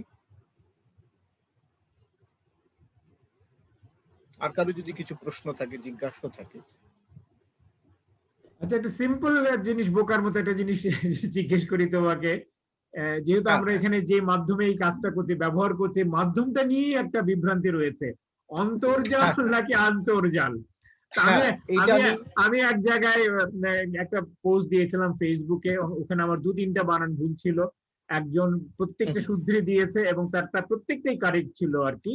সে ওই আমি অন্তর্জাল লিখেছিলাম, সে শুদ্ধি আন্তর্জাল লিখেছে। ফলে তার উপর আমার আস্থা আছে, তার জ্ঞান বুদ্ধি বিবেচনা। ফলে আমার মনে হচ্ছে তার নিশ্চয়ই কোনটা যুক্তি আছে। কোন যুক্তিতে অন্তর্জাল, কোন যুক্তিতে আন্তর্জাল, বা কোনটা আমরা লিখবো, কোনটা লেখা বাঞ্ছনীয়, একটু যদি পরিষ্কার করে বলতে। একটা ছোট্ট প্রশ্ন করি, ইন্টারন্যাশনালের বাংলা কি হয়? আন্তর্জাতিক। ইন্ট্রান্যাশনাল? জানি না সেটা আমরা। আন্তর্জাতিক, এটা ভেতরের। ইন্ট্রা মানে হচ্ছে ভেতর, ইন্টার মানে হচ্ছে বাইরে, বাইরের দিক। তাহলে ইন্টারন্যাশনাল যদি আন্তর্জাতিক হয়, ইন্টারনেটও আন্তর্জাল হওয়াই উচিত, তাই তো? কখনোই অন্তর্জাল নয়। আপনি দেখেন, মানে নিয়মিতভাবে অন্তর্জাল লেখেন, আমি দেখেছি, আমি বলবো বলেও ভুলে যাই, এটা আন্তর্জাল হয় না। আমি আন্তর্জালই লিখতাম, অন্যের অন্তর্জাল লিখে দেখে আমি অন্তর্জাল লেখা শুরু করেছি। আমি তো আন্তর্জালই লিখতাম। হ্যাঁ, অধিকাংশ অন্তর্জাল হওয়া উচিত। আচ্ছা, আমি জানি। আর একটু সুন্দর করে ব্যাখ্যা করে দাও, আমার অন্য যারা সবাই আছে তাদের বিভ্রান্তিটা দূর হয়ে যায়। অন্তর মানে হচ্ছে ভেতর, ঠিক আছে? ইন্ট্রা শব্দটা, ইন্ট্রা স্কুল যদি বলি, একটা স্কুলের ভেতরের যে খেলা বিভিন্ন ক্লাসের মধ্যে, যাকে আমরা কি বলি, অন্তর্বিদ্যালয় প্রতিযোগিতা। হুম। বাংলায় বলি কিন্তু এই শব্দটা হুম। ইন্ট্রা, ভেতরে, মানে একটা জিনিসের মধ্যে যদি একাধিক জিনিসের মধ্যে ইয়ে হয়, ক্রিয়া হয়, সেটাকে আমরা তখন বলি অন্তর। হুম। আর যখন একটা সংস্থার সঙ্গে তার বাইরের আরেকটা সংস্থার হুম। কোনো কাজ হচ্ছে, হুম। তখন তাকে বলি আন্তর। হুম। যেমন এক দেশের সঙ্গে আরেক দেশের যে সম্পর্ক, তাকে বলি আন্তর্দেশীয়। হুম। হুম। হুম। হ্যাঁ, আন্তর্জাতিক। হুম। হুম। হ্যাঁ, দুটি জাতির মধ্যে যে হুম। আচ্ছা। যোগাযোগ, সেটাকে বলি আন্তর্জাতিক। আচ্ছা। ইন্টারনেট শব্দটার মধ্যে নেটের বাংলা জাল করি, ইন্টারের বাংলা আচ্ছা। আন্তর করি। আচ্ছা। কখনো এটি কখনো ইন্ট্রানেট শব্দটাও ব্যবহৃত হয় কখনো কখনো। হ্যাঁ, সেই ক্ষেত্রে বোধহয় আমরা অন্তর্জাল ব্যবহার করতে পারি, অন্তর্জাল দিক। যদি ইন্ট্রানেট হিসেবে আমরা যদি ইংরেজিটাকে Exactly. ব্যবহার করতে চাই হয়তো। Okay. একদমই তাই, একদমই তাই। অনেক ধন্যবাদ। এখন থেকে আমি আবার আন্তর্জালে ফিরে যাব আর কি। বেশ, আর কিছু আলোচনা বা কারো কোনো বক্তব্য আছে? আমার একটা প্রশ্ন আছে, অপ্রাসঙ্গিক কিনা জানি না। তখন আলম ভাই তপশীল সমূহ কথাটার ওই দুটো শব্দকে মানে পাশাপাশি বসানো হয়নি বলে একটা কথা তখন একটা আলোচনা হলো। সেই প্রসঙ্গে আমার একটা কথা মনে হলো যে বাংলা নামে আমরা ইংরেজি নামের সঙ্গে মিলিয়ে মিডল নেমের যে কনসেপ্ট আমাদের, এটা তো মানে ইংরেজির সঙ্গে মিলিয়ে আমরা করি। তো আমি খেয়াল করেছি অনেক ক্ষেত্রে, আমার বাবার নামের ক্ষেত্রেই অজিত কুমার ভূঁইয়া, কুমারটাকে আলাদা করে লেখা হতো মিডল নেম হিসেবে। এই ভুল আমার মনে হয় বাঙালিদের অনেকেই করে থাকে। এই ব্যাপারে কি বক্তব্য সেটাই? এটা হয় কিনা আমি জানি না, এরকম ভুল আমার ধারণা হয়। হ্যাঁ, মানে এখানে এটাকে ভুল বলবো নাকি না এটাকে এক ধরনের এবং অভ্যেস আমার ধারণা বলবো? এই জিনিস অনেকে চোখে পড়েছে নিশ্চয়ই। হ্যাঁ, এইটা তো বটেই। যেমন ধরুন পঙ্কজ কুমার মল্লিক, আপনি কুমারটা একসঙ্গে লিখবেন না আলাদা করে লিখবেন, এটা একটা প্রশ্নের বিষয় আর কি। যে একটা নামের, ভারতীয় নামের এরকম মিডল নেম, বিশেষত এই কুমার, হ্যাঁ, বা নাথ, এগুলো আলাদা করে লেখা হয় কিনা। এখানে যুক্তি হচ্ছে একটাই, আপনি রবীন্দ্রনাথ ঠাকুর আমরা যদি দেখি তার নামের বানানটা, বাংলাতে উনি কি লিখতেন? উনি কিন্তু রবীন্দ্রনাথ একসঙ্গেই লিখতেন। অর্থাৎ আলাদা করলে এই নামটার আর কোনো অর্থ থাকে না। রবীন্দ্র তারপর আলাদা নাথ হলে এই নামটার আর কোনো অর্থ থাকে না, ভেঙে ফেললে। রবীন্দ্রনাথ একটাই শব্দ, এটা একটা সমাসবদ্ধ পদ। অজিত কুমার একটাই শব্দ, সমাসবদ্ধ পদ। সুনীতি কুমার একটাই শব্দ, সমাসবদ্ধ পদ। আমরা ইংরেজি অনুসরণে, ইংরেজি নামকরণের অনুসরণে আমরা ফার্স্ট নেম, মিডল নেম এইরকম ভাবে ভেবে থাকি। কিন্তু এই কুমার, নারায়ণ, ধরুন আদিত্য নারায়ণ যদি কারো নাম হয়, এই নারায়ণটা কিন্তু মিডল নেম নেই কখনোই। আদিত্য নারায়ণটাই একটা নাম, এটি আমাদের কনভেনশন। কিন্তু ইংরেজির অনুকরণে আমরা এখন বর্তমানে যেটা করি, মিডল নেম বলে একটা জিনিস চালু করি। ইংরেজিতে আপনারা যদি দেখেন সুনীতি কুমার চট্টোপাধ্যায়, এই মানুষটি বাংলাতে নিজের নাম সুনীতি কুমার একসঙ্গে লিখতেন, কিন্তু ইংরেজিতে সুনীতি আর কুমার আলাদা করে লিখতেন। দেখুন এইখানে নামটা দেখা যাচ্ছে, সুনীতি এবং কুমার আলাদা করে লেখা। অথচ বাংলাতে কিন্তু উনি সুনীতি কুমার একসঙ্গে লিখতেন। আসলে ওই ইংরেজির প্রভাবটাকে রবীন্দ্রনাথের মতো, হ্যাঁ, রবীন্দ্রনাথের মতো মানুষ ঠাকুর লেখার সাহস পাননি, তিনি টেগরি লিখে গেছেন সারা জীবন। আচ্ছা, আমাদের লাইভে একজন একটা মন্তব্য করেছে, আমি সত্য মিথ্যা জানি না, তুমি হয়তো জানা থাকতে পারো। উনি বলেছেন, মৃণাল পল, যে রবীন্দ্রনাথ প্রথম জীবনে রবীন্দ্রনাথ আলাদা করে লিখতেন প্রথম জীবনে। এটা কি তোমার জানা আছে? আমি তো খেয়াল করিনি, আচ্ছা, আমার জানা নেই, আমি খেয়াল করিনি কোথায় লিখতেন এটা, মানে এমনকি কোনো তার লেখা না, সেটা উনি লাইভে মন্তব্য করেছেন আর কি। হ্যাঁ, আমরা জেনে নিতে পারি, বা তুমিও একটু খোঁজ খবর নিয়ে দেখতে পারো আর কি। হ্যাঁ, আচ্ছা আচ্ছা, ওই লাইভে আরেকজন একটা মন্তব্য করেছে, সেটাও সম্পর্কে কিছু বলতে রাজীব। মোহাম্মদ নাফিসুর রহমান, যে যুক্তরাষ্ট্রে থাকে, যিনি আছেন কতদিন তো ছিলেন তিনি। হ্যাঁ, তিনি বলছেন বাংলা অনুসার দিয়ে নাকি বাংলা ও দিয়ে নাকি বাংলা উ ও গ দিয়ে, তিনটা। তারপরে তিনি লিখছেন যে খুব বোকা প্রশ্ন, তিনি বলছেন যে বোকা প্রশ্ন। না, তা আমার মনে হয় না বোকা প্রশ্ন নয়, একদমই নয়। অনেকভাবে লাগে। তো তুমি যদি একটু আমাদের খোলাসা করে দিতে ব্যাপারটা। হ্যাঁ, একেবারেই বোকা প্রশ্ন নয়। তার কারণ আপনারা যদি জ্ঞানেন্দ্র মোহন দাশের বাংলা ভাষার অভিধান দেখেন, দেখুন, আমি দেখালেই বুঝতে পারবেন। তাহলেই এই যে এখানে দেখা যাচ্ছে নামটা কি লেখা আছে, পড়া যাচ্ছে কি? বাংলা ভাষার অভিধান। হ্যাঁ, বাঙ্গালা ভাষার অভিধান। একটা সময়ে ভাষা প্রকাশ বাঙ্গালা ব্যাকরণ, সুনীতিবাবুর বইয়ের নাম। বাঙ্গালা শব্দটাই লেখা হতো সেইভাবে। এখন এই বাংলা শব্দটার বিবর্তন নানাভাবে হয়েছে নানা সময়ে, সেইটি নিয়ে আমি এখানে আলোচনা করছি না। কিন্তু ওই বঙ্গ থেকে বাঙ্গালা এই শব্দটা একসময় ব্যবহার করা হতো, একটু আগেকার যুগের বাংলায়।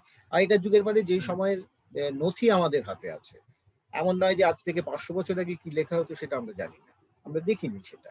কিন্তু যখন থেকে ছাপাখানা এলো, ছাপাখানার প্রথম যুগে আমরা কিন্তু এই বাঙ্গালা বলেই লেখাটা দেখতাম।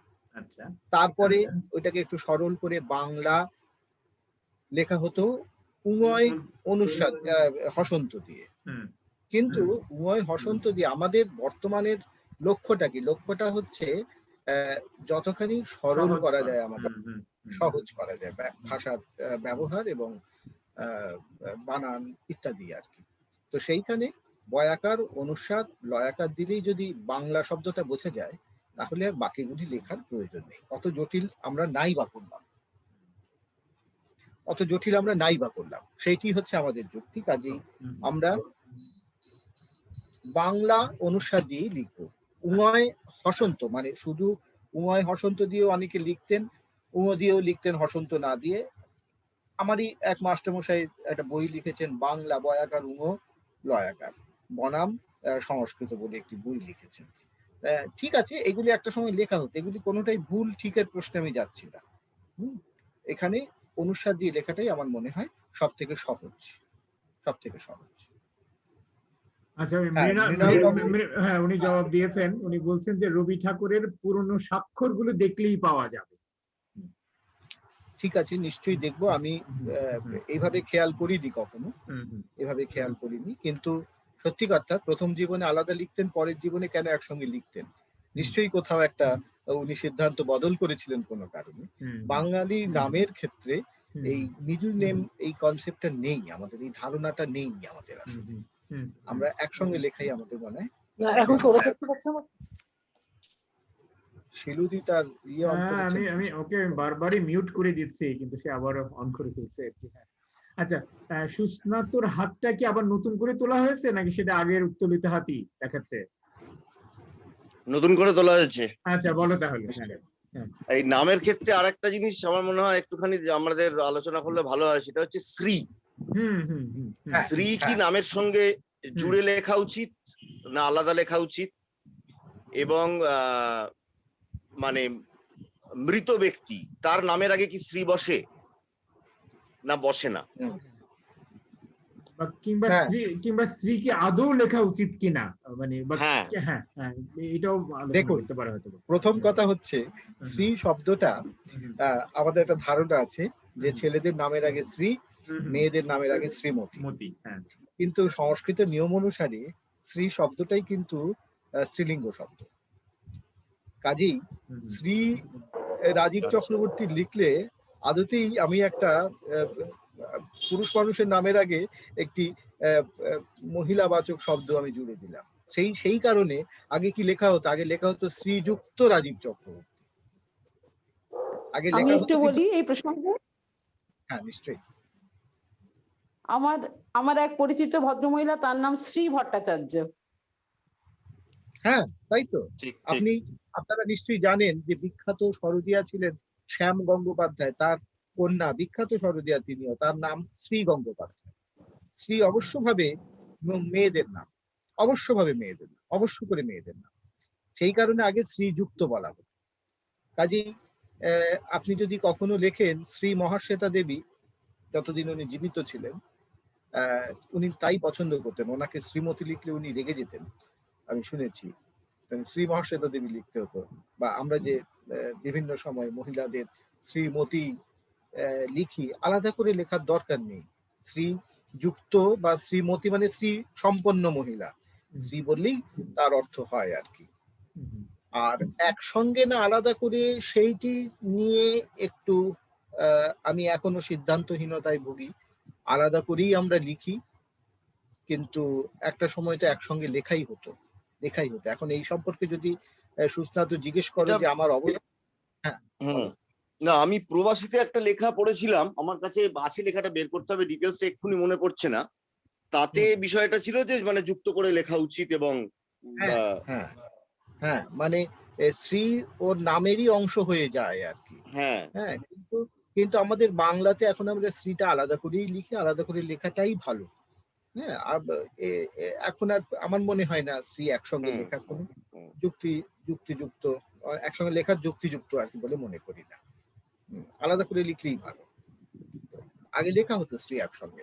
আর মৃত ব্যক্তির সঙ্গে শ্রী দেখো এইখানে এটি একটা অভ্যাসের প্রশ্ন যে আমরা মৃত ব্যক্তির নামের আগে স্বর্গীয় শব্দটা আগে লাগাতাম, এখন প্রয়াত বলি ইত্যাদি বলে থাকি আর কি। তো নাও লেখা যেতে পারে আর কি, মানে এই নিয়ে ঠিক সিদ্ধান্ত দেওয়া তো মুশকিল। না লেখাই ভালো বলে আমি মনে করি আর কি। শ্রী জীবিত মানুষের ক্ষেত্রে মানে অনেকের শ্রী চৈতন্য বা পুরনো পদকর্তাদের, বৈষ্ণব পদকর্তাদের নামের আগে আমরা শ্রী ব্যবহার করছি। হ্যাঁ, সেগুলি তো আবার আলাদা। সেক্ষেত্রে ঠিক জীবিত মৃতের প্রশ্নটা সেখানে আর আসে না তখন। এক্স্যাক্টলি। হ্যাঁ, জীবিত মৃতের প্রশ্নটা সেখানে আসে না। শ্রী রবীন্দ্রনাথ যদি আমরা বলেই থাকি এখন, কোনো অসুবিধে নেই। কিন্তু আমি যদি উদ্দেশ্যটা থাকে জীবিত না মৃত এটা দেখানো, তাহলে সেটা অন্য প্রশ্ন। কিন্তু আমার মনে হয় এইটা খুব বড় সিদ্ধান্তের জায়গা নয় আর কি। মানে তোমার যদি মনে হয় তুমি শ্রী অমুক বলতেই পারো, তিনি জীবিত হন বা মৃত হন। এটা কি খুব বড় ব্যাপার একটা? আমি জানি না। আমি যেটা জুড়ে লেখা তো উচিত না আলাদাভাবে লেখা উচিত, মানে এখন আলাদা করে লেখাই মনে হয় ভালো। এখন নামের অংশ হিসেবে ওটা আবার এখন তো নানা দিক দেখতে হয়। তোমার স্কুল কলেজে যখন একটা মানুষ পড়ছে, তার নামের সঙ্গে স্ত্রী যুক্ত করে যদি লেখো, তাহলে নামটা কি হবে? নামটা তো নামই। হ্যাঁ, আমার মনে হয় আলাদা করে লেখাটাই এখন সব থেকে মানে to be on the safe side, আলাদা করে লেখাই ভালো। বেশ। আচ্ছা, আর বালকদের ব্যাপারে যে শ্রীমান বলা হয়, বালক কিশোর, ওদের সম্পর্কে? হ্যাঁ, ওদের সম্পর্কে বালক কিশোরের ক্ষেত্রে শ্রীমান লেখাই যেতে পারে। কিন্তু এইখানে আবার একটা প্রশ্ন, এটা নিয়ে আমি পরের দিন কথা বলবো।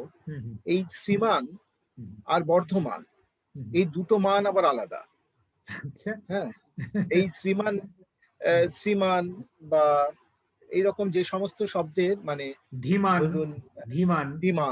ধীমানটাও নয়, যেখানে ওই কি বলবো আমাদের ক্রিয়া অর্থ যেখানে থাকে। হ্যাঁ, তার সঙ্গে মতুপের মান আর মান একদমই সেই দুটো মান আবার আলাদা। একটাতে হসন্ত বস্তু আগে, এখন আরেকটাতে হসন্ত বস্তু না। এখন দুটোর ক্ষেত্রেই হসন্ত তুলে দেওয়া হয়েছে, যে কারণে দুটোর পার্থক্য আমরা এখন আর বুঝতে পারিনি। এটা নিয়ে আমরা পরে আলোচনা করবো একদিন, এটা নিয়ে বড় আলোচনা আছে। আচ্ছা, চ্যাটে আমাদের সন্দীপন গাঙ্গুলি প্রসঙ্গ উত্থাপন করেছেন, সুবিতা শব্দ যেমন আসলে সূর্য, কিন্তু আকারান্ত বলে স্ত্রীলিঙ্গ বাচক শব্দ হিসেবে চলে আসছে আর কি, সূর্য, সুবিতা।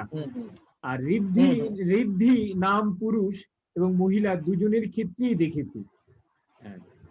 হ্যাঁ, মানে ঋদ্ধি এইটা তো যেমন ধরুন সাবর্ণী নামটা অনেকে মেয়েদের ক্ষেত্রে ব্যবহার করে, কিন্তু সাবর্ণী কিন্তু পুরুষবাচক শব্দ। হ্যাঁ, সূর্যের পুত্রকে সাবর্ণী বলা হতো। তো সেই রকম বহু শব্দ আমাদের চালু হয়ে গেছে। আমরা ঠিক বাংলায় আসলে এই যে শব্দের লিঙ্গ বিচার, এইটা অত কঠিন ভাবে আমরা করি। আমার মনে হয়। আর সবিতা শুধু মেয়ে কেন, সবিতা ব্রত তো পুরুষের নামও আছে। সবিতা ব্রত আছে সব। শুধু ছেলেদের নাম সবিতা আপনি দেখবেন না, আপনি দেখবেন না। হ্যাঁ, যেমন এই প্রসঙ্গেই মনে পড়ছে আপনার কি সন্দীপন হয়তো বলতে পারবে, ভানু বন্দ্যোপাধ্যায়ের সেই পার্সোনাল অ্যাসিস্ট্যান্ট বলে একটি সিনেমা ছিল, রমা গুপ্ত। হ্যাঁ, ভানু বন্দ্যোপাধ্যায়ের নাম হচ্ছে রমা গুপ্ত। এবার তা দেখে সবাই ভাবে যে তিনি মহিলা, কিন্তু আসলে রমাপদ নামটা, পদটা বাদ দিয়ে রেখেছে। তো সবিতা ছেলেদের নাম সাধারণত হয় না, সবিতা ব্রত নিশ্চয়ই হয়। আচ্ছা, ঠিক আছে, তুমি এগো তাহলে। তো কথায় আমার কথা একটা বোকা প্রশ্ন ছিল। হ্যাঁ হ্যাঁ নিশ্চয়ই। হ্যাঁ, সেটা হলো যে রং অনুস্বার দিয়ে লিখি আমরা, কিন্তু অনেক জায়গায় দেখা যায় যে উম দিয়ে লেখা হয়। তো এই ক্ষেত্রে একটু যদি বলতেন। রং অনুস্বার দিয়ে লেখাই ভালো। আসলে উময় হসন্ত আর অনুস্বার জিনিসটা একই রকম, একই জিনিস। এটা আসলে দুটো পোশাক মাত্র আলাদা। আমার মনে হয় রং অনুস্বার দিয়ে লেখাই উচিত, হসন্ত দিয়ে বা উম দিয়ে লেখা নয়। হ্যাঁ, সেটা আমাদের মনে রাখতেও সুবিধা হয়। আমি কি বোঝাতে পারলাম? হ্যাঁ হ্যাঁ, এটা তো আগেই বলা হয়েছে। হ্যাঁ হ্যাঁ, রং অনুস্বার দিয়ে লেখাই ভালো। বাংলার ক্ষেত্রে যেটা বলে সে একই যুক্তিতে এখানে আর কি। হ্যাঁ হ্যাঁ, এই আচ্ছা, বাংলার ক্ষেত্রে মানে 1971 পরবর্তী যে স্বাধীন বাংলাদেশ, এই অর্থে বাংলাদেশ অনুস্বার দিয়ে এবং পুরো বাংলাকে বোঝানোর জন্য, পূর্ববঙ্গ পশ্চিমবঙ্গ পুরো মিলে এটাকে বোঝানোর জন্য যখন বাংলাদেশ বলি, রবীন্দ্রনাথের লেখায় যে বাংলাদেশ পাই, সেটাকে আলাদা করে বোঝানোর জন্য এখন ও দিয়ে লিখতে পারি, এরকম একটা প্রস্তাব মনসুর মুসা স্যার করছিলেন। যে এইটা তুমি একজন ভাষার চিন্তক হিসেবে তুমি কতখানি যুক্তিযুক্ত বলে মনে করো? এটা আলাদা ধ্বনিগতভাবে তো কোনো পার্থক্য নাই। ধ্বনিগতভাবে আমরা যদি ওই উয়ের নিচে যদি হসন্ত না দেই, হ্যাঁ, যেহেতু আমরা দিচ্ছি না অনেক জায়গায়, হ্যাঁ, তো সেখানে বাংলাদেশ, বাংলা ওই সব জায়গায় আমরা অনুস্বার দিয়েই লিখছি। এখন যখন কোনো একটা রচনায় আমি বাংলাদেশ বলতে সুনির্দিষ্টভাবে 1971 পরবর্তী বাংলাদেশে ভূখণ্ডটাকে না বুঝিয়ে পুরো বাংলাকে বুঝাতে চাই, সেখানে আলাদা করার জন্য আলাদা একটা চিহ্ন যেহেতু আছে, সেটাকে ব্যবহার করতে পারি। সেটা হতে পারে। এটা কি সকলের পক্ষে, মানে সকলে কি বলেন, মানে এটা কি গ্রহণযোগ্য পরামর্শ? না, এটা রাজনৈতিক বিবেচনা থেকে যদি কেউ করতে চায়, ভূখণ্ডের ক্ষেত্রে, ভাষার ক্ষেত্রে হতে পারে না, ভূখণ্ডের ক্ষেত্রে এটা নাম হিসাবে একেবারে একজন তো এরকম পরামর্শ দিতেই পারেন। তোমাদের পশ্চিমবঙ্গের নাম শুধু বঙ্গ করা নিয়েও তো কত কথা হচ্ছে, তাই না? হ্যাঁ, সেটাও তো দিতেই পারে, যুক্তির বিবেচনা তো হয়। আচ্ছা আচ্ছা, এখানে সন্দীপন একটা জিজ্ঞাসা তুলেছে। আমার মনে হয় এটা যদি এটা সব ক্ষেত্রে এটা হয়, অনেক ক্ষেত্রে আমি দেখেছি সঙ্গীত আর সঙ্গীত অনুস্বার দিয়ে ও গ দিয়ে, এটা কি এহসান তুমি একটু পরিষ্কার করে দেবে? এহসান কি এটা নিয়ে বলতে চাও, কোনটা যে আসলে ব্যাকরণ সম্মতভাবে সঠিক, সঙ্গীত অনুস্বার দিয়ে নাকি ও গ দিয়ে? সঙ্গীত আমি সবসময় উয়ে গ দিয়ে লিখি। এখন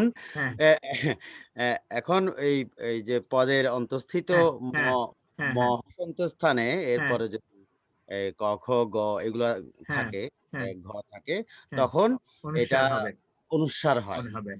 হ্যাঁ, কিন্তু সেটা বিকল্প আছে।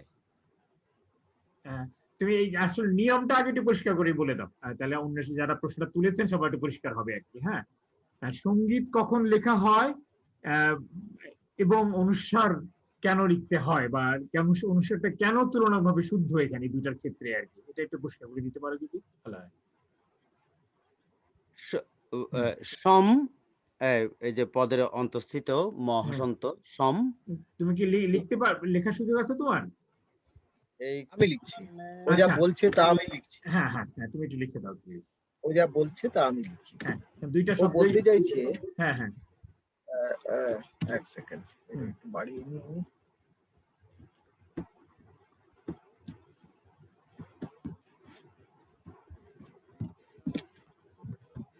এইরকম কিছু একটা বলতে চাইছো তো হ্যাঁ হ্যাঁ এহসান? হ্যাঁ এক্স্যাক্টলি হ্যাঁ সম যার থেকে ও বলতে চাইছে এইরকম একটা শব্দ তৈরি হয়। হ্যাঁ হ্যাঁ হ্যাঁ আবার আবার আবার ও বলতে চাইছে এইরকম একটি শব্দ। এরকম একটা শব্দ তৈরি হয়। হ্যাঁ হ্যাঁ এবারে একই প্রশ্নটা রকম হচ্ছে আরো কয়েকটা লিখলে আরো আরো অনেক অনেক, ধরো আমি এই লিখছি সংঘ, সরি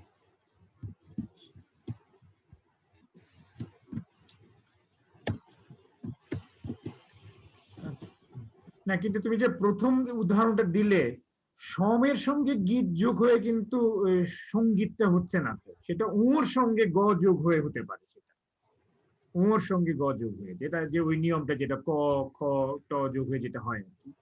একটু একটু পরিষ্কার করবে এটা, যেখান থেকে এই দ্বন্দ্বটা শুরু হলো আর কি, কেন আমরা সঙ্গীত লিখবো আর কি, বিশেষ করে এই সমটা আছে বলে। এখানে উ গর ব্যাপারটা দেখিয়ে দাও তো, উ গ দিলে যা হয়। এহসান কি বলবে কিছু বলো?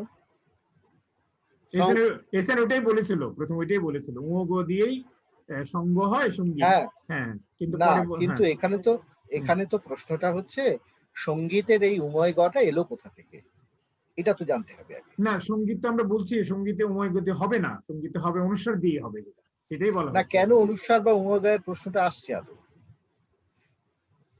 তার কারণ সম সম এর সঙ্গে গীত, এই দুটো শব্দের সন্ধি হচ্ছে এখানে আসলে সম্মুখ রূপে গীত, তাই তো? সন্ধির সময়ে নিয়ম হচ্ছে যদি সন্ধিবদ্ধ পদ হয় তাহলে পূর্বপদের ম উম ইত্যাদি নয়, এগুলি অনুসাদ হিসেবে পরিণত হবে। এইটি হচ্ছে নিয়ম। যে কারণে উময় গয় দিয়ে আমি সঙ্গীত যেমন লিখে আগে লিখতাম সংঘ, সংঘমিত্রা, হ্যাঁ, প্রিয়ম্বদা ময় বয় দিয়ে লিখতাম। হ্যাঁ, যেহেতু ব আছে সেহেতু আগের প্রিয়মের ম ব দুটোই যেহেতু ওষ্ঠধ্বনি, ঠিক আছে, অতএব ময় বয় দিয়ে আমরা লিখতাম। কিন্তু এখন বলা হচ্ছে যে যদি সন্ধিবদ্ধ পদ হয় এবং পূর্ব পদে এরকম অনুসার ম হসন্ত থাকে, উম থাকে, নয় থাকে, ইত্যাদি থাকে, তাহলে সেক্ষেত্রে আমরা অনুসার দিয়ে লিখব। এইটি হচ্ছে সন্ধিবদ্ধ শব্দের ক্ষেত্রে, সন্ধিতে যুক্ত হওয়া শব্দের। কিন্তু অঙ্কের ক্ষেত্রে কিন্তু আমরা আবার অ অনুসার ক লিখবো না। অঙ্গের ক্ষেত্রে কিন্তু অ অনুসার গ লিখবো না। সঙ্গর ক্ষেত্রেও তো লিখবো না, সঙ্গও যখন লিখবো আর কি। হ্যাঁ, সেটা একটু লিখে দেখাও, সেটা একটু লিখে দেখাও। কারণ সেগুলি কিন্তু সন্ধিবদ্ধ, সন্ধির ফলে তৈরি হয়নি। হ্যাঁ, প্রত্যয় নিষ্পন্ন শব্দ। যেমন ধরুন একটু সঙ্গটা আগে লিখে দেখো, সঙ্গ কেন উমগ লিখবো আর সঙ্গীত কেন আমরা অনুসার দিই। অঙ্গ, অঙ্গ, সঙ্গ। হ্যাঁ, এই ক্ষেত্রে এই শব্দগুলো কিন্তু এই সঙ্গীতের মতো সম এবং গীত দুটো সন্ধি হয়ে তৈরি হয়নি। এগুলি একেবারে প্রত্যয় যুক্ত। এই শব্দগুলি প্রত্যয় বিশ্লেষণ যদি আমরা করি তাহলে এই শব্দগুলি পাওয়া যায়, এগুলি সন্ধি নিষ্পন্ন শব্দ নয়। যে কারণে এখানে অনুসার ব্যবহার আমরা করব না। অঙ্কের ক্ষেত্রেও ঠিক একই জিনিস। অঙ্ক এক্ষেত্রে কখনোই অনুসার দিয়ে আমরা রাখবেন। এখানে একটি কথা মনে রাখতে হবে, দেখুন, মানে আপনি চান বা আমরা চাই বা না চাই, ব্যাকরণ একটু আধটু আমাদের শিখতেই হবে, না হলে ওই ভুল ঠিকের দ্বন্দ্ব সারা জীবন থেকে যাবে, সেটাকে আমরা কাটিয়ে উঠতে পারবো না। সে ব্যাকরণ শেখার জায়গাটা হচ্ছে এই যে সন্ধি যুক্ত শব্দ না সন্ধি ছাড়া প্রত্যয় নিষ্পন্ন শব্দ, এইটি বোঝার জন্য তো আপনাদের একটু ব্যাকরণের দিকে নজর দিতেই হবে আমাদের, না দিয়ে উপায় নেই যদি আমরা ঠিকটা শিখতে চাই, সত্যি অর্থেই ঠিকটা শিখতে চাই। আমি কি বোঝাতে পারলাম? আমার মানে প্রশ্নটা যে তুলেছিল সন্দীপন, ও বলুক ও ব্যাপারটা বুঝতে পেরেছে কিনা, ওর কাছে জিনিসটা পরিষ্কার হলো কিনা, তাহলে বোঝা যাবে যে তুমি বোঝাতে পেরেছো। আর সন্দীপন কি আছে এখানে?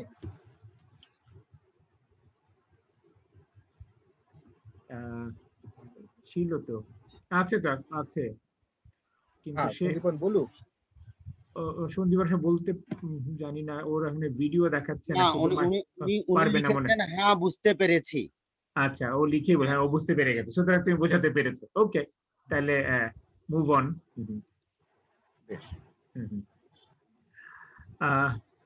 আচ্ছা আচ্ছা রাজীব, এখন তো বাজে 8:30 বেজে গেছে। হ্যাঁ, তুমি যে একটা বিষয় নিয়ে আলোচনা করতে চেয়েছিলে, একটা, হ্যাঁ, সেই আলোচনাটা বেশ সেরে ফেলো, আমি তাহলে করে আমরা শেষে আবার যদি কিছু সময় থেকে তখন আরো কিছু প্রশ্ন এসছে, মন্তব্য এসছে, সেটা নিয়ে আলোচনা করে শেষ করে দেবো। তোমার সেই যেটা নির্ধারিত যে আলোচনাটা ছিল, যে বিষয়টা কথা বলতে চেয়েছিলে, বেশ আমার এই বেশ সুযোগ বেশ সেটা করতে পারো। তাহলে আমাদের যে প্রেজেন্টেশনটা আমরা করছিলাম তার শেষ অংশটা একটু দেখিয়ে নিয়ে তারপরে দ্রুত দেখিয়ে নিয়ে পরের জায়গায় আমরা যাব। আমরা যে একটি জীবন সিনেমার অংশবিশেষ দেখেছিলেন, সেইটিরই আরেকটি অংশ দেখি, সেটি আমাদের ভাষা চিন্তার ক্ষেত্রে কিছুটা কাজে লাগবে। এটি দেখি আমি এই অংশ থেকে বিদায় নেব, পরের অংশে যাবো আর কি। ওকে। জানেন তারিণী বাবু, আপনি আজকে আমাকে যে বাংলার ক্লাস নিতে পাঠালেন, গিয়ে একটা কথা মনে হলো, বাংলা আমাদের মাতৃভাষা, সে আর সংস্কৃতের অপভ্রংশ নেই। এটা এখন নিজেই একটা পরিবর্তনশীল, সজীব, পরিপূর্ণ, স্বাধীন একটা ভাষা। প্রতিদিন কোটি কোটি বাঙালির মুখে তার নানান রকম বিবর্তন হচ্ছে, নতুন রূপ নিচ্ছে। অথচ এই ভাষাকে তো তেমন আয়ত্ত করা হয়নি, মাতৃভাষাও তো আয়ত্ত করতে হয়। এই বাংলা অভিধানগুলো দেখছিলাম, কি অসম্পূর্ণ।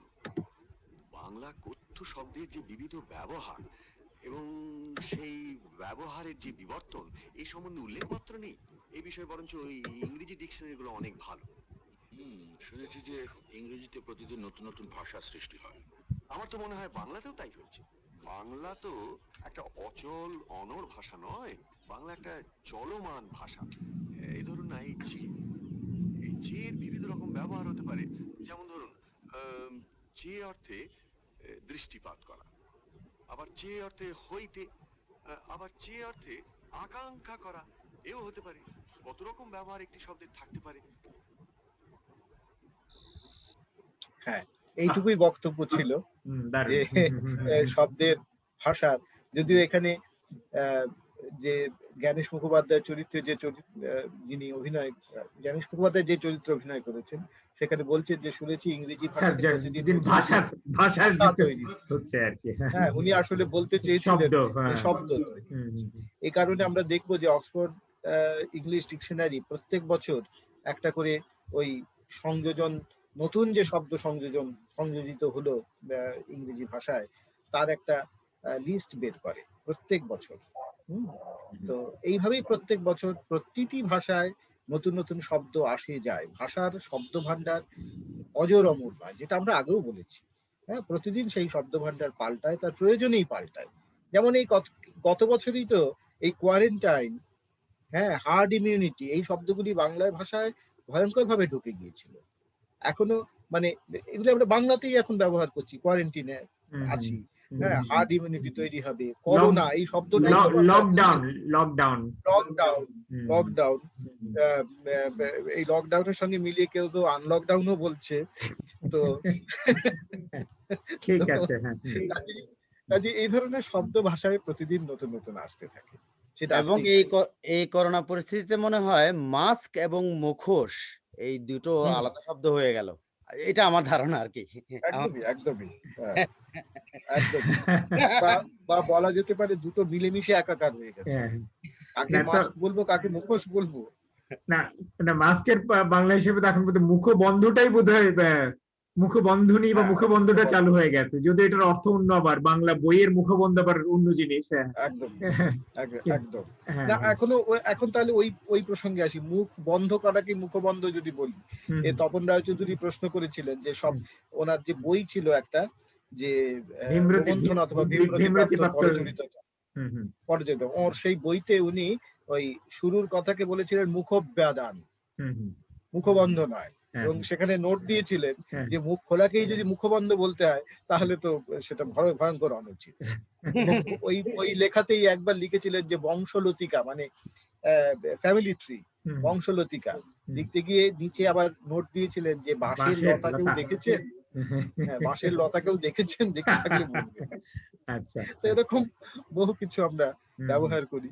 হুম, হুম, তার সব সময় যুক্তি থাকে না, কিছু কিছু সময় সেগুলি আবার যুক্তি দিয়ে আমরা তাকে প্রতিষ্ঠিত করি, যেমন ভাবে শীত ও তাপ হুম, আমরা প্রতিষ্ঠিত করলাম। হুম, হুম, হ্যাঁ, এইরকম আর কি ভাষার এইটি চলতেই থাকে, ভাষার এই ধরনের খেলা। হুম, হুম, হুম, হুম, আরেকটা ঠিক আছে। আরেকটা শব্দ খুব চালু হয়ে গেছে। দেখি অনেকে লিখেন এখন পুনর্পাঠ। হ্যাঁ, না, হ্যাঁ, না, পুনর্পাঠ।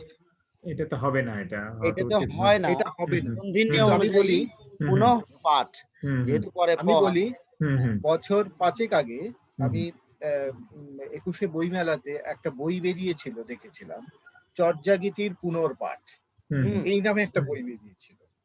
হ্যাঁ, পুনর্পাঠ শব্দটা হয় না, হ্যাঁ, এটা হ্যাঁ, পুনঃপাঠই হবে। হ্যাঁ, হ্যাঁ। এই প্রসঙ্গে আমি ২-৩টে কথা একটু বলে নিতে চাই আমার আজকে। মনে হয় এই জিনিসগুলো দেখুন, না ওয়ান্স ফর অল ডিসাইড করে ফেলা উচিত আসলে। এই ক্ষেত্রে আর একদমই তাই। দ্বিধার সুযোগ গুলো আর দেয়াই উচিত না, আমি মনে করি হ্যাঁ, ব্যক্তিগতভাবে আসলে আর কি। হ্যাঁ, আসলে দ্বিধার সুযোগ এখানে কোথাও নেই। এইটাও এখানে আসলে কোথাও আমাদের নেই।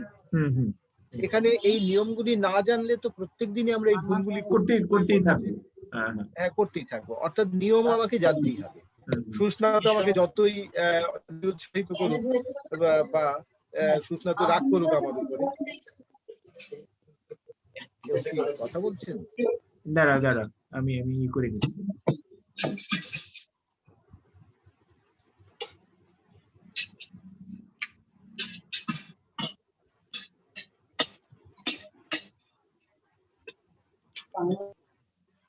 হুম, হ্যাঁ, মানে যতই রাগ করুক সুস্নাত আমার উপরে, কিন্তু এই কথাগুলি বলতেই হবে যে নিয়ম যদি আপনি না জানেন বা আমি যদি না জানি, তাহলে এই না ভুল চলতেই থাকবে না ভাষাতে। না মানে সুস্নাত নিয়ম যেটা জানতে বলতে হবে। চাইছে যে সাধারণ যারা কথায় বার্তা আর কি, কিন্তু আমরা এই অনুষ্ঠানটা আসলে করতে চাইছি যারা একটু লিখতে চায় ভালো করে, হ্যাঁ, কিছু লেখালেখি জগৎ না, তাদেরকে সাহায্য, তাদেরকে তো শুদ্ধ এটা অন্তর এরকম নিয়মগুলো জানতেই হবে অন্তত, তাই না? সেটাই বলছি আর কি। এমনটা মনে করার কোনো কারণ নেই সুস্নাতর আমি নিন্দে করছি। আমি সুস্নাতকে আসলে উস্কাচ্ছি, সে যাতে কিছু বলে না এই না, বিষয়ে। আমার আর খুব বেশি সময় নেই, আরো কিছু মন্তব্য চলে এসছে লাইভে। আহ হ্যাঁ, হ্যাঁ। উম, আচ্ছা, হ্যাঁ, মাহফুজা শিলু, আচ্ছা, ওগুলা অন্য কারণ। সে জানতে চাইছে বাংলা বানানে মানুষের উদাসীনতার মূল কারণ কি বলে আপনার মনে হয়। সেটা আমরা পরে বলবো। তুমি যে বিষয়টা নিয়ে বলতে চাইছিলে আম, হ্যাঁ, রাজীব, সেটা বলে ফেলো। আর হ্যাঁ, এসানকে আমি বলবো যে পুনর্পাঠ বিষয়টা নিয়ে তুমি আগামী পর্বে আসলে একটু বিশদ আলোচনা করো। আমার মনে হয় এটা একটু সহজ করে দেওয়া যায়, এটা সমাধান করে দেওয়াই উচিত আসলে, ঝুলিয়ে না রেখে আর কি। হ্যাঁ, তো এটা ঠিক তোমাকে আছে। তোমার বাড়ির কাজ রইলো পরবর্তী পর্বের জন্য আর কি, ঠিক আছে আলম ভাই। বিষয়ের পরে। হ্যাঁ, হ্যাঁ, আর রাজীব, তুমি এখন যে যে বিষয়টা নিয়ে কথা বলতে চাইছিলে, ভাষা বিষয়, পূর্ব হ্যাঁ, নির্ধারিত বিষয়, সেটা নিয়ে এখানে আলোচনা শুরু করো। আসলে হুম, হুম, আমরা কয়েকটা কথাই এই প্রসঙ্গে বলে নিতে চাই। আমি আহ, উপস্থাপনাটা বন্ধ করে দিই, হুম, স্ক্রিন হুম, শেয়ারিংটা বন্ধ করে দিই হ্যাঁ, হুম, আপাতত। বেশ, আমরা যেটা বলতে চাইছিলাম, এই হুম, এত আলোচনার মাঝখানে বাংলায় ঠিক লেখা ভুল লেখা তার পাশাপাশি কতগুলি প্রসঙ্গ উঠে আসা দরকার বলে আমার মনে হয়। এই আলোচনা আমি চাইছি যে আপনারা সকলে অংশগ্রহণ করুন, আপনাদের মতামত দিন। সেইটি হচ্ছে এই যে বাংলা ভাষার প্রমিতিকরণ বা প্রমিতকরণ। আহ, এইখানেও দেখুন এই একই কথা, যে প্রমিতকরণ বলবো না প্রমিতিকরণ বলবো, তারও একটা প্রমিতকরণ বা প্রমিতিকরণের প্রয়োজন আছে। যাই হোক, এই যে স্ট্যান্ডার্ডাইজেশন, ভাষার একটা রূপকে আমাদের বেছে নিতে হয় অনেক সময়, যে সেইটিকেই সকলে ব্যবহার করবেন পোশাকি রূপ হিসেবে। এইটি কতখানি যুক্তিযুক্ত বলে আপনারা মনে করেন বা আমরা মনে করছি এখন, বা এটার প্রয়োজনীয়তাই বা কেন? এই প্রসঙ্গে ২-৩টে কথা আমি বলে নিই। সেটি হচ্ছে যে ধরুন, আমরা যদি এমন একটা আহ, পৃথিবী কল্পনা করি যে পৃথিবীতে সকলের অধিকার সমান, অর্থাৎ সকলে যা ইচ্ছে তাই করতে পারে, সেরকম পৃথিবীকে আমরা আদৌ চাই? আমরা কি চাই যে আজকে আমার কারোর উপরে রাগ হলো, তাকে আমি আমার যা ইচ্ছে সেরকম ভাবে তার সঙ্গে আমি ব্যবহার করলাম, তাকে মেরে ফেলতে ইচ্ছে হলো মেরে ফেললাম, তাকে খারাপ কথা বলতে ইচ্ছে হলো করে ফেললাম? এই অধিকারটা যদি আমাদের সকলের থাকতো, তাহলে সেটি কি আমাদের সমাজের পক্ষে, দেশের পক্ষে খুব কাজের হতো? হয়তো বা হতো না। ভাষার ক্ষেত্রেও ঠিক এই ব্যাপারটাই আমরা বলতে চাই, যে এখন একটা নিয়ম হয়েছে বা প্রবণতা দেখা যায় প্রায়, যে আমার ইচ্ছে ভাষাটা তো আমারও। আমার যদি ইচ্ছে হয় আমি এটা লিখবো, আমার যদি ইচ্ছে না হয় আমি সেটা লিখবো না। কিন্তু এই যে একে আমি স্বেচ্ছাচারী বলবো, এই স্বেচ্ছাচার কতখানি যুক্তিযুক্ত, কতখানি আমরা মেনে নিতে চাই। তার পেছনে একটাই যুক্তি, সেটা হচ্ছে সমাজে একসঙ্গে থাকতে গেলে ভাষা তো মূলত একটা যোগাযোগের মাধ্যম, সেখানে একটা ঐক্যমত্যে পৌঁছতে হয়। সকলে একটা নির্দিষ্ট একটা শেয়ার্ড কোড যাকে বলে, প্রথম দিন আমি বলেছিলাম যে আমার বলা শব্দ, আমার বলা বাক্য, আমার বলা এক্সপ্রেশন যাতে আপনি বুঝতে পারেন, সেই জন্য একটা সকলের একটা ঐক্যমত্যে পৌঁছতে হয় যে আমি এটা ব্যবহার করব, এটা করব না। তো সেই জন্য আমাদের মনে হয় ভাষার এই প্রমিতকরণ বা স্ট্যান্ডার্ডাইজেশনের খুব প্রয়োজন আছে। এই প্রয়োজনটা নিয়ে আমি মনে করি যে আপনাদের যে কি কথাবার্তা, আপনাদের যে চিন্তাভাবনা, সেটি আমাদের সঙ্গে একটু শেয়ার করুন। প্রমিতিকরণ দরকার, তার কারণ ভাষার একটা ফাঁকি রূপ যাতে সকলের সমানভাবে সুন্দরভাবে ব্যবহার করেন, এটাকে কখনোই ওই কি বলবো, মানে পুলিশি সন্ত্রাস বলে মনে করা উচিত নয়। নিয়ম কানুনের রাজত্বটা পৃথিবীতে, প্রকৃতিতে সর্বত্রই নিয়মের রাজত্ব আছে, ভাষার ক্ষেত্রে একটা নিয়মের জায়গা থাকা দরকার। এই জন্য স্ট্যান্ডার্ডাইজেশনের দরকার।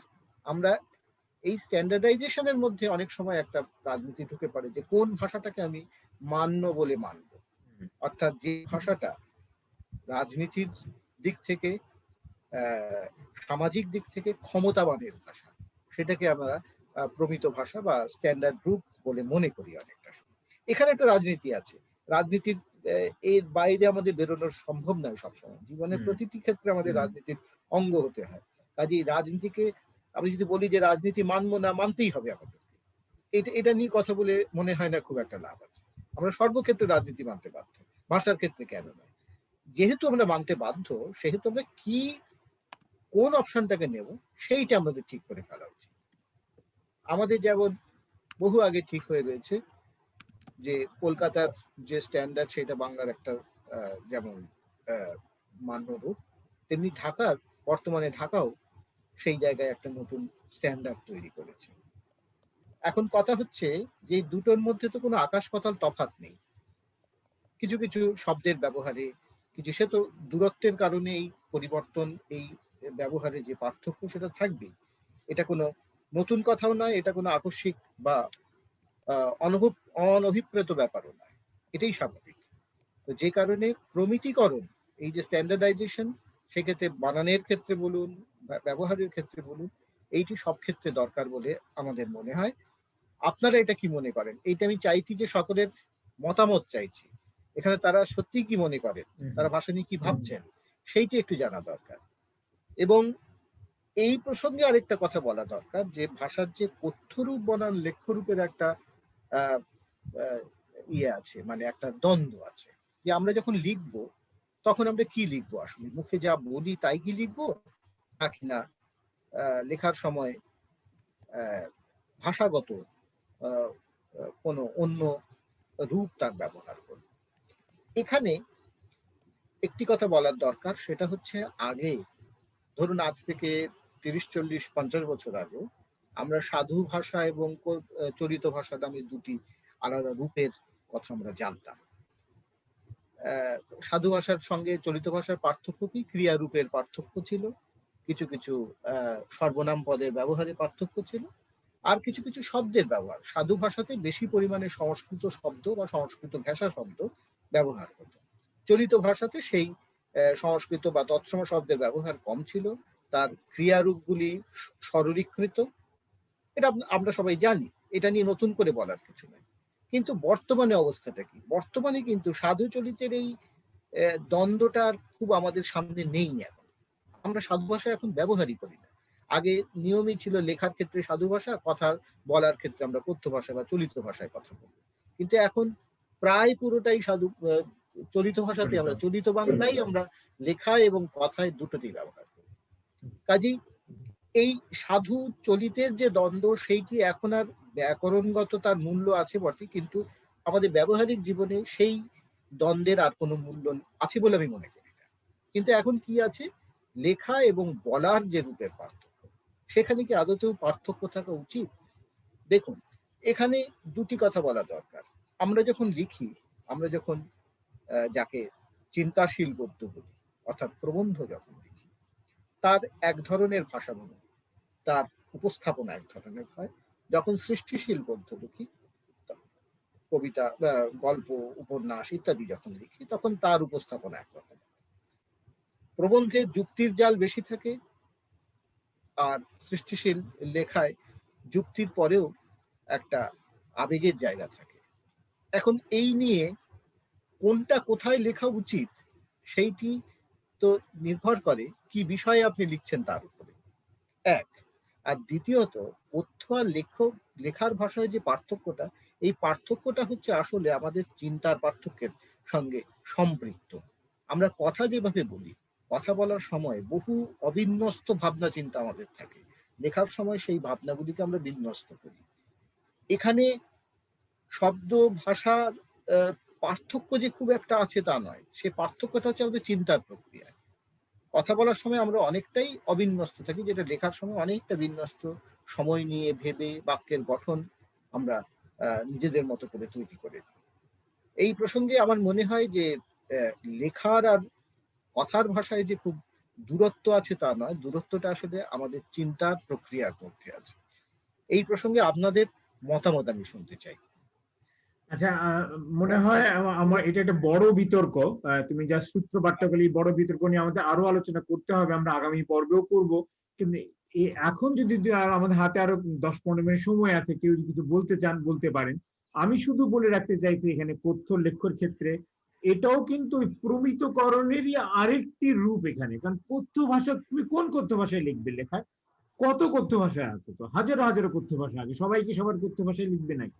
সেটা তো সম্ভব নয়। হ্যাঁ, এবং সেটা উচিত নয়। সেই জন্যই তো প্রথমে প্রমিতিকরণের কথাটা আসে। বলে ওই যুক্তিতেও কিন্তু আসলে কথ্য আর লেখ্যর মধ্যে একটা তফাৎ করতেই হবে আর কি।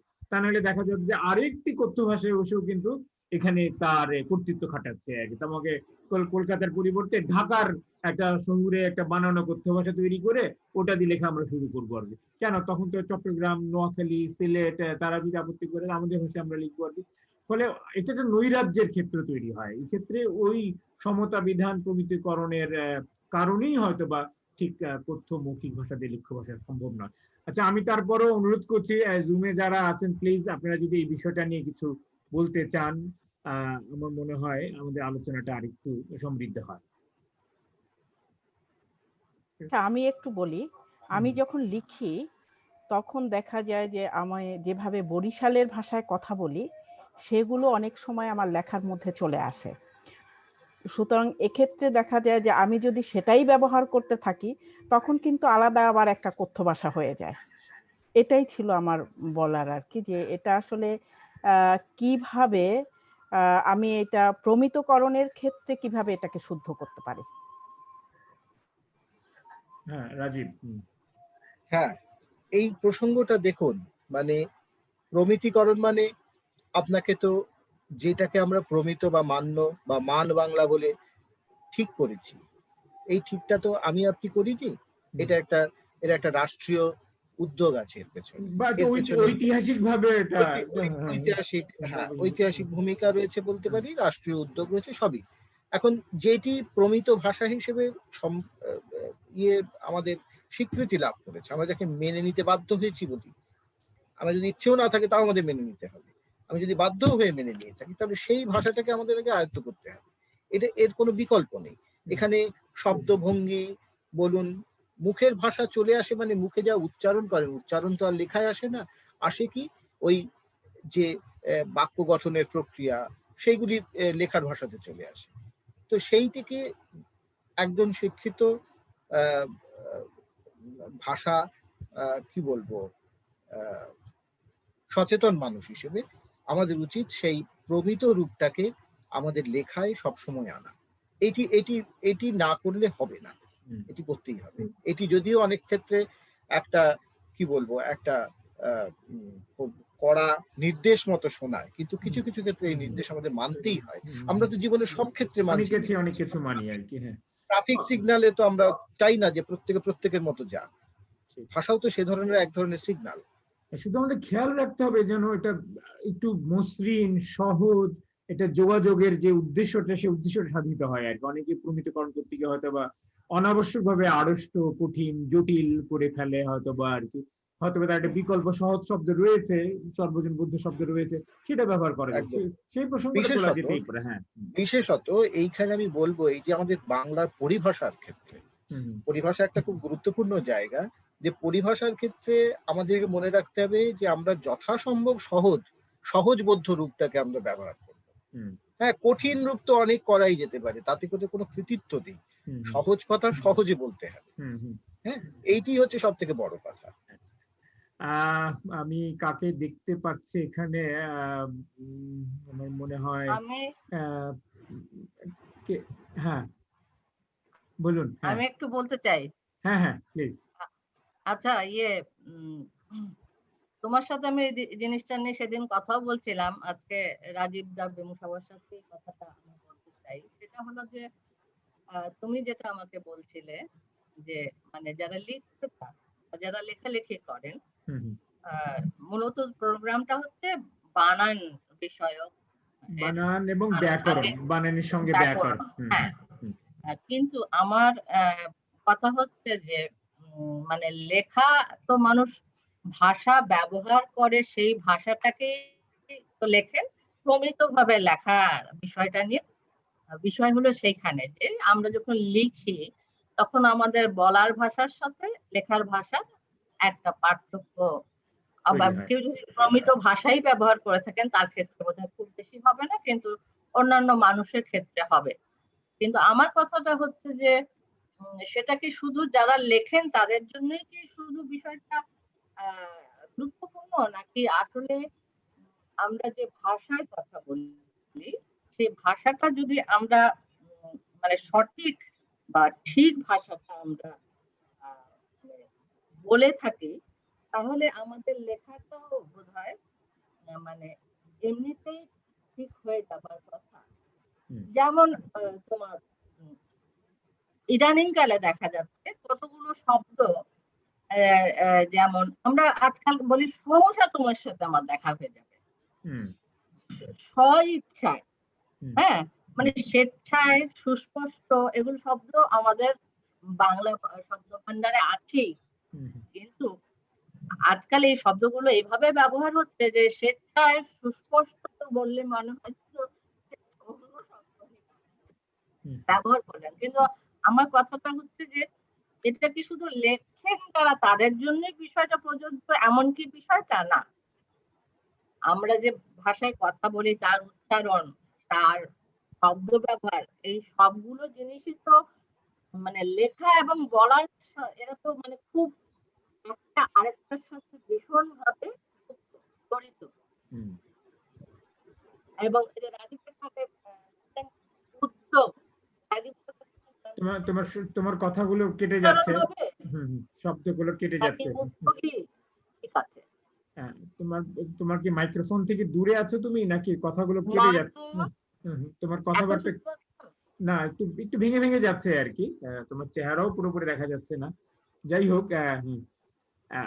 মূল ব্যাপারটা মনে হয় বুঝতে পেরেছি। বুঝতে পারা গেল যে না, এটা তো শুধুমাত্র লিখবেন যারা তাদের জন্য নয়, এটা যারা ভাষাটাকে সুন্দর করে, গ্রহণযোগ্য করে, পরিশীলিত করে ব্যবহার করতে চান তাদের সকলের জন্য এটা নিয়ম। এটা খালি লিখবেন যারা, তারা যারা এমনি লিখবেন না অথচ তারা বাচিক শিল্পীও নন, কিন্তু এমনি ভালো করে সুন্দর করে ভাষাটাকে শিখতে চান, বলতে চান, সেটাও তো হতে পারে, তাতে কোনো বাধা তো নেই, কোনো বাধা নেই।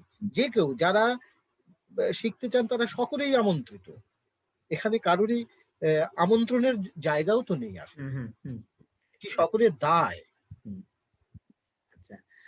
আর কেউ কি কিছু বলবেন? না হলে আমি দেখি লাইভেও কিছু মন্তব্য এসছে, কিন্তু আমি ভাবছিলাম রফিকুল মনিম চৌধুরী, তিতাস যদি কিছু বলতে, বা আরো কয়জন দেখতে পাচ্ছি এখানে, আমি মাহফুজা শিলু যদি কিছু বলতে চায়, সে লিখে লিখে কিছু বলছে ওখানে। মাহফুজা শিলু লিখে একটা মন্তব্য করেছে যে বাংলা বানানে মানুষের উদাসীনতার মূল কারণ কি বলে আপনার মনে হয়? ভুল বানানে এবং ভুল ব্যবহারে মূল অর্থই পাল্টে যায় কথার, যেমন পড়া এবং পড়া, এই ভুল অগ্রহণযোগ্য আর কি। আমার মনে হয় পড়া পড়া নিয়ে বোধহয় আমাদের একটু পরে আলোচনা করা যেতেই পারে আর কি। তো আরো কয়েকজন আছেন এখানে। হ্যাঁ, ফারহান। এইখানে একটা কথা বলেই দিই, এই পড়া এবং পড়া, মাস্ক পড়ুন, হ্যাঁ, পড় সুন্দর রস্যু দন্ত না, মাস্ক পড়ুন, এই দেখতে দেখতে চোখে আমার পড়া পড়ে যাওয়ার উপায় আর কি। হ্যাঁ, এই পড়া এবং পড়া এই দুটোর মধ্যে পরিষ্কার পার্থক্য আছে। পরিধান করা অর্থাৎ কোনো কিছু পরা, যে জুতো পরা, জামা পরা ইত্যাদি পরা, এগুলি সবই ডয় শূন্য র, এগুলি কোনোটাই ডয় শূন্য র নয়। আর পড়া মানে পাঠ করা এবং গাছ থেকে পড়া, বিছানা থেকে পড়া, এগুলি সব ডয় শূন্য র।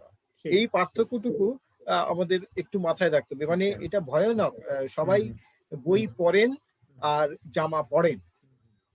হ্যাঁ, তবে এটা করতে গেলে হ্যাঁ একটা ভালো জিনিস হয়েছে, মাস্ক পরানোর জায়গায় কেউ কেউ মার্কস পড়ুন লিখছে, সেটা অবশ্য একটা ভালো পরামর্শ আর কি। সবাইকে মার্কস পড়ার কথাও বলা হচ্ছে কোথাও কোথাও আর কি। আচ্ছা, আমরা শেষ করব। আমি দেখি লাইভে দু একটা মন্তব্য এসছে। মৃণাল পাল উদাহরণ দিয়েছেন শ্রী সুকুমারী ভট্টাচার্য, উনি এভাবেই লিখতেন, শ্রী সুকুমারী একসঙ্গে লিখতেন আর কি। সেটা নিয়ে শ্রী লিখতেন, হ্যাঁ শ্রী লিখতেন, কখনোই শ্রীমতী লিখতেন না, সেটাই শ্রী লিখতেন তিনি আর কি। এটা আমাদের জন্য বেশ একটা বিষয় হলো। তারপর এখানে মোহাম্মদ নাফিসুর রহমান আবারও সে জানতে চাইছে যে তাহলে বাংলা হবে না কেন, বুঝতে পারি নাই, মানে ও দিয়ে বাংলা হবে না কেন, ওই জায়গাটা একটু বলে দাও তো। যে ওর সঙ্গে দিলে হসন্ত দিতে হয় না, ওর সঙ্গে দিলে হসন্ত দিতে হয় বাড়তি, সেটা সহজ করার জন্যই একদমই তাই, একদমই তাই, আরেকবার যদি বলে দাও আর কি। হ্যাঁ, একদমই তাই। মানে উ দিয়ে লিখলে আমরা উচ্চারণটা তো বাংলা করি, তো অনুসার দিলেই যখন তার কাজটা চলে যায়, তাহলে উ লিখে তার তলে আবার একটা হসন্ত দিয়ে আমি কেন লিখতে যাব? এইটুকুই, আর কোনো এখানে আর কোনো কারণ নেই। সরলীকরণ এটা একমাত্র কারণ। চন্দন শফিকুল কবির বলছে যে শ্রীমানের বেলায় ঠিক আছে, শ্রীমান। হ্যাঁ, শ্রীমান তো বলি সাধারণত। দেখুন, সাধারণত আমাদের এখানে একটা নিয়ম তৈরি হয়েছে যে যারা একটু বয়স কম তাদেরকে আমরা শ্রীমান শব্দটা ব্যবহার করি। শ্রীমান আসলে শ্রীযুক্ত, যে কেউ শ্রী আছে যার, সেই শ্রীমান। আগেকার দিনে শ্রীমান এটা হসন্ত দিয়ে লেখা হতো, এখন আর সেটা লেখা হয় না, কিন্তু শ্রীমান লেখাই যেতে পারে। আমাদের মনে হয় আস্তে আস্তে একটু রাশ টেনে ধরা উচিত, 2 ঘন্টা পেরিয়ে গেছে। হ্যাঁ, আমার মনে হয় এহসান কিছু বলতে চাইছে। এহসান, তুমি কি শুধু একটা কথা যোগ করতে চাচ্ছিলাম ওই ও এবং অনুসারের পার্থক্য প্রসঙ্গে। সেটা হলো ওর সঙ্গে অন্য কার চিহ্ন যোগ করা যায়, কার চিহ্ন যোগ করা যায়, আর অনুসারের সঙ্গে যায় না। ফলে আমরা ও লিখলে এটার সঙ্গে যে কার চিহ্ন যোগ করার যে সম্ভাবনাটা থাকে, সেটাকে রহিত করার কাজেও আমরা অনুসার ব্যবহার করতে পারি। ও লেখার পর অনুসার দিতে হয়, এটা আরেকটা কারণ। কারণ এটার সঙ্গে আকার যোগ করা যায়, ইকার যোগ করা যায়, উকার যোগ করা যায়। হ্যাঁ, অনুসার লিখলে এর সঙ্গে কোনো কিছু যোগ করা যায় না, ফলে আর কোনো বিভ্রান্তির সুযোগই থাকে না। সেইটা একটা যুক্তি হতে পারে। মানে আপনি যদি বয়াকার লয়াকার লেখেন, কেউ বাংলা পড়তেও পারে, বাংলাও পড়তে পারে, বাংলাও পড়তে পারে, অকারান্তও পড়তে পারে, যদিও তা পড়ার কথা নয়। বাংলা স্বাভাবিক হচ্ছে শব্দকে দুটি মাত্রায় ভাগ করে নেওয়া, বাংলা এইভাবেই তারা উচ্চারণ করে, বাংলা আমরা করি না। কিন্তু তাও এই বিভ্রান্তি এড়ানোর জন্য অনুসার দিয়ে লেখেন সব থেকে ভালো। আচ্ছা, আমার মনে হয় আমরা এখানেই শেষ করি। তবে আমাদের যে আলোচনাটা শুরু হয়েছিল প্রমিত, অপ্রমিত এবং কথ্য লেখ্য, এটা নিয়ে মনে হয় আমাদের পরবর্তী পরে আরেকটু কথা বলা দরকার। কারণ বাংলাদেশে এখন বিশেষভাবে এটা একটা সমস্যা হয়ে দেখা দিয়েছে যে একটি মহল ভাবে সেটা বড় শ্রেণী ঘোষিত ভাবেই তারা প্রমিতর বিরোধিতা করতে চাইছে, যে প্রমিত দরকার নেই, প্রমিত একটা নিপীড়ন, এটা চাপিয়ে দেওয়া, এটা স্বভাব বিরোধী ইত্যাদিতে অনেক কথা উঠছে আর কি। এটাকে নিয়ে আরো একটু কথা বলা দরকার আছে। এবং কথ্যর ক্ষেত্রেও, মানে কথ্য তো নানা রকম হতে পারে, এক একটা পরিসরে এক এক ভাবে, বা পরিবারে আমরা একরকম ব্যবহার করবো, আমরা আঞ্চলিক ভাষা, এটা একদম মানে স্বতঃস্ফূর্ত ভাবেই আসবে। আবার বন্ধু মহলে, খুব ঘনিষ্ঠ মহলে আমরা একটা অন্যরকম ভাষা ব্যবহার করি, অনানুষ্ঠানিক ভাষা ব্যবহার করি। কিন্তু আনুষ্ঠানিক পরিসরে গিয়ে আমরা কোন ভাষা ব্যবহার করব, কেন ব্যবহার করব, এই বিতর্কগুলো নিয়ে মনে হয় একটু কথা বলা উচিত এবং একটা সুরাহা করে নেওয়া দরকার, না হলে এই নৈরাজ্য চলতেই থাকবে এবং এটা কোনো ভাষার জন্যই খুব একটা কাজের কথা নয় বলে আমি মনে করি আর কি। তো রাজীব বা এহসান, তোমরা যদি কোনো একটা উপসংহার মন্তব্য দিয়ে আজকের এই পর্বের ইতি টানতে। হ্যাঁ, এখানে এই কথাটা ঠিকই যে ভাষার প্রমিতিকরণ এই নিয়ে মানুষের নানা আহ, অবরোধ তৈরি হয়েছে আর কি। অনেকেই তাকে মানতে চান না, তাদের বক্তব্য ভাষা তো আমরা, এটা আমাদের অধিকার, এখানে এত নিয়ম আমি মানবো কেন? হ্যাঁ, ঠিক কথাই তো, অধিকার তো, শিক্ষা শাস্ত্র সবই আমাদের অধিকার আছে, কিন্তু সব জায়গাতেই আমাদের নিয়ম মানতে হয়, আমরা নিয়মের বাইরে বেরোতে পারি না। এইটি এখনকার একটা কি বলবো, এখানে অঘোষিত অলিখিত নিয়ম হয়ে দাঁড়িয়েছে। নিয়মের রাজত্বে আমাদের বাস করতেই হয়, প্রকৃতিও তো নিয়মের রাজত্বের মধ্যে থাকে।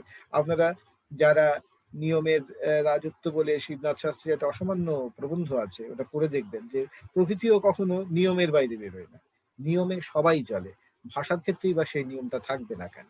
আর না থাকলে তা যে কি ধরনের নৈরাজ্য তৈরি হয় সেটি আগামী দিন আমরা তার উদাহরণ দিয়ে দেখাবো, কত ধরনের নৈরাজ্য তৈরি হয়। তখন আপনার কথা আমি বুঝবো না, আমার কথা আপনি বুঝবেন না, এইরকম একটা পৃথিবীতে আমরা থাকতে চাই না। আমরা থাকতে চাই এমন পৃথিবীতে যেখানে সহজে আমাদের মধ্যে যোগাযোগ তৈরি হবে, আমরা মনের কথা আরেকজনকে বলবো।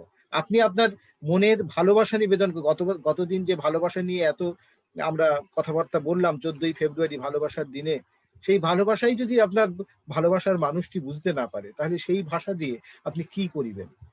এইটা তো, এই হচ্ছে প্রশ্ন। কাজেই প্রমিতিকরণের আমাদের প্রয়োজন আছে, সেটা নিয়ে আমরা আলোচনা করব। এইটুকুই আমাদের বক্তব্য এখনকার জন্য। অনেক ধন্যবাদ। আমরা এই পর্বের রীতি টানতে চাইছি। আবারও আমরা ফিরে আসবো 14ই মার্চ রবিবার এই সন্ধ্যে 7টায় আমাদের চতুর্থ পর্ব। সেদিন এটারই আমরা আলোচনাটা চালিয়ে যাবো আরো কিছু দূর, এবং ভুল ভ্রান্তির আরো কিছু কিছু উদাহরণ, আরো কিছু কিছু নিয়ম নিয়েও কথা বলবো। আর সবশেষে আপনাদের অংশগ্রহণ, আপনাদের জিজ্ঞাসা, কৌতূহলেরও জবাব দেওয়ার চেষ্টা করবো। তবে আমরা এটা আশা করবো যেন আপনাদের অংশগ্রহণের মাত্রাটা আরেকটু বৃদ্ধি পায়, আর একটু বাড়ে আর কি। হ্যাঁ, তো ঠিক আছে, আপনারা ভালো থাকবেন। 14 তারিখ আমরা আবার ফিরে আসছি এই মঞ্চে। এখানে আরেকটা কথা একটু বলে নিতে চাই যে ভাষার ব্যাপারটা হচ্ছে প্রতিদিন ব্যবহার করে, এই যে গান যারা করেন তাদেরকে বলি না যে রেয়াজ করতে হয়, ভাষার ক্ষেত্রে এই রেয়াজটা দরকার। আপনি যত লিখবেন, যত বলবেন, যত ভুলটা নিয়ে আলোচনা করবেন, তত ঠিকের দিকে আমরা এগোবো। আমার মনে হয় আমাদের অনেকে এই পরিশ্রমটা করতে চায় না, অনেকে, এবং এটা এড়ানোর জন্যই নানা রকম অজুহাত হিসেবে মুখের ভাষা, আঞ্চলিক ভাষা, এটা সেটা দাঁড় করায় বলে আমার মনে হয় কখনো কখনো। কিন্তু এই পরিশ্রমের সত্যি কোনো বিকল্প নাই। আমরা যদি সত্যি একটা সুন্দর শক্তিশালী মাধ্যম ভাষা গড়ে তুলতে চাই, আমাদের ভাষাতে শুধু কথা বলার জন্য না, আমাদের সাহিত্য রচনা, আমাদের অনুবাদ, আমাদের সাহিত্যকে বিশ্বের দরবারে পৌঁছানো, আরো অনেক কাজ বাকি রয়ে গেছে, জ্ঞান চর্চা করা, সেগুলো তো আরো দূরের কাজ। তার ভিত্তিটাই যদি আমরা ঠিকঠাক তৈরি না করতে পারি, সেগুলো তো কখনই আমরা আয়ত্ত করতে পারবো না। তো যাই হোক, আপনার অনেক কথা হলো আজকে। ভালো থাকবেন। দেখা হবে আগামী 14ই মার্চ রবিবার সন্ধ্যে 7টায়। শুভরাত্রি।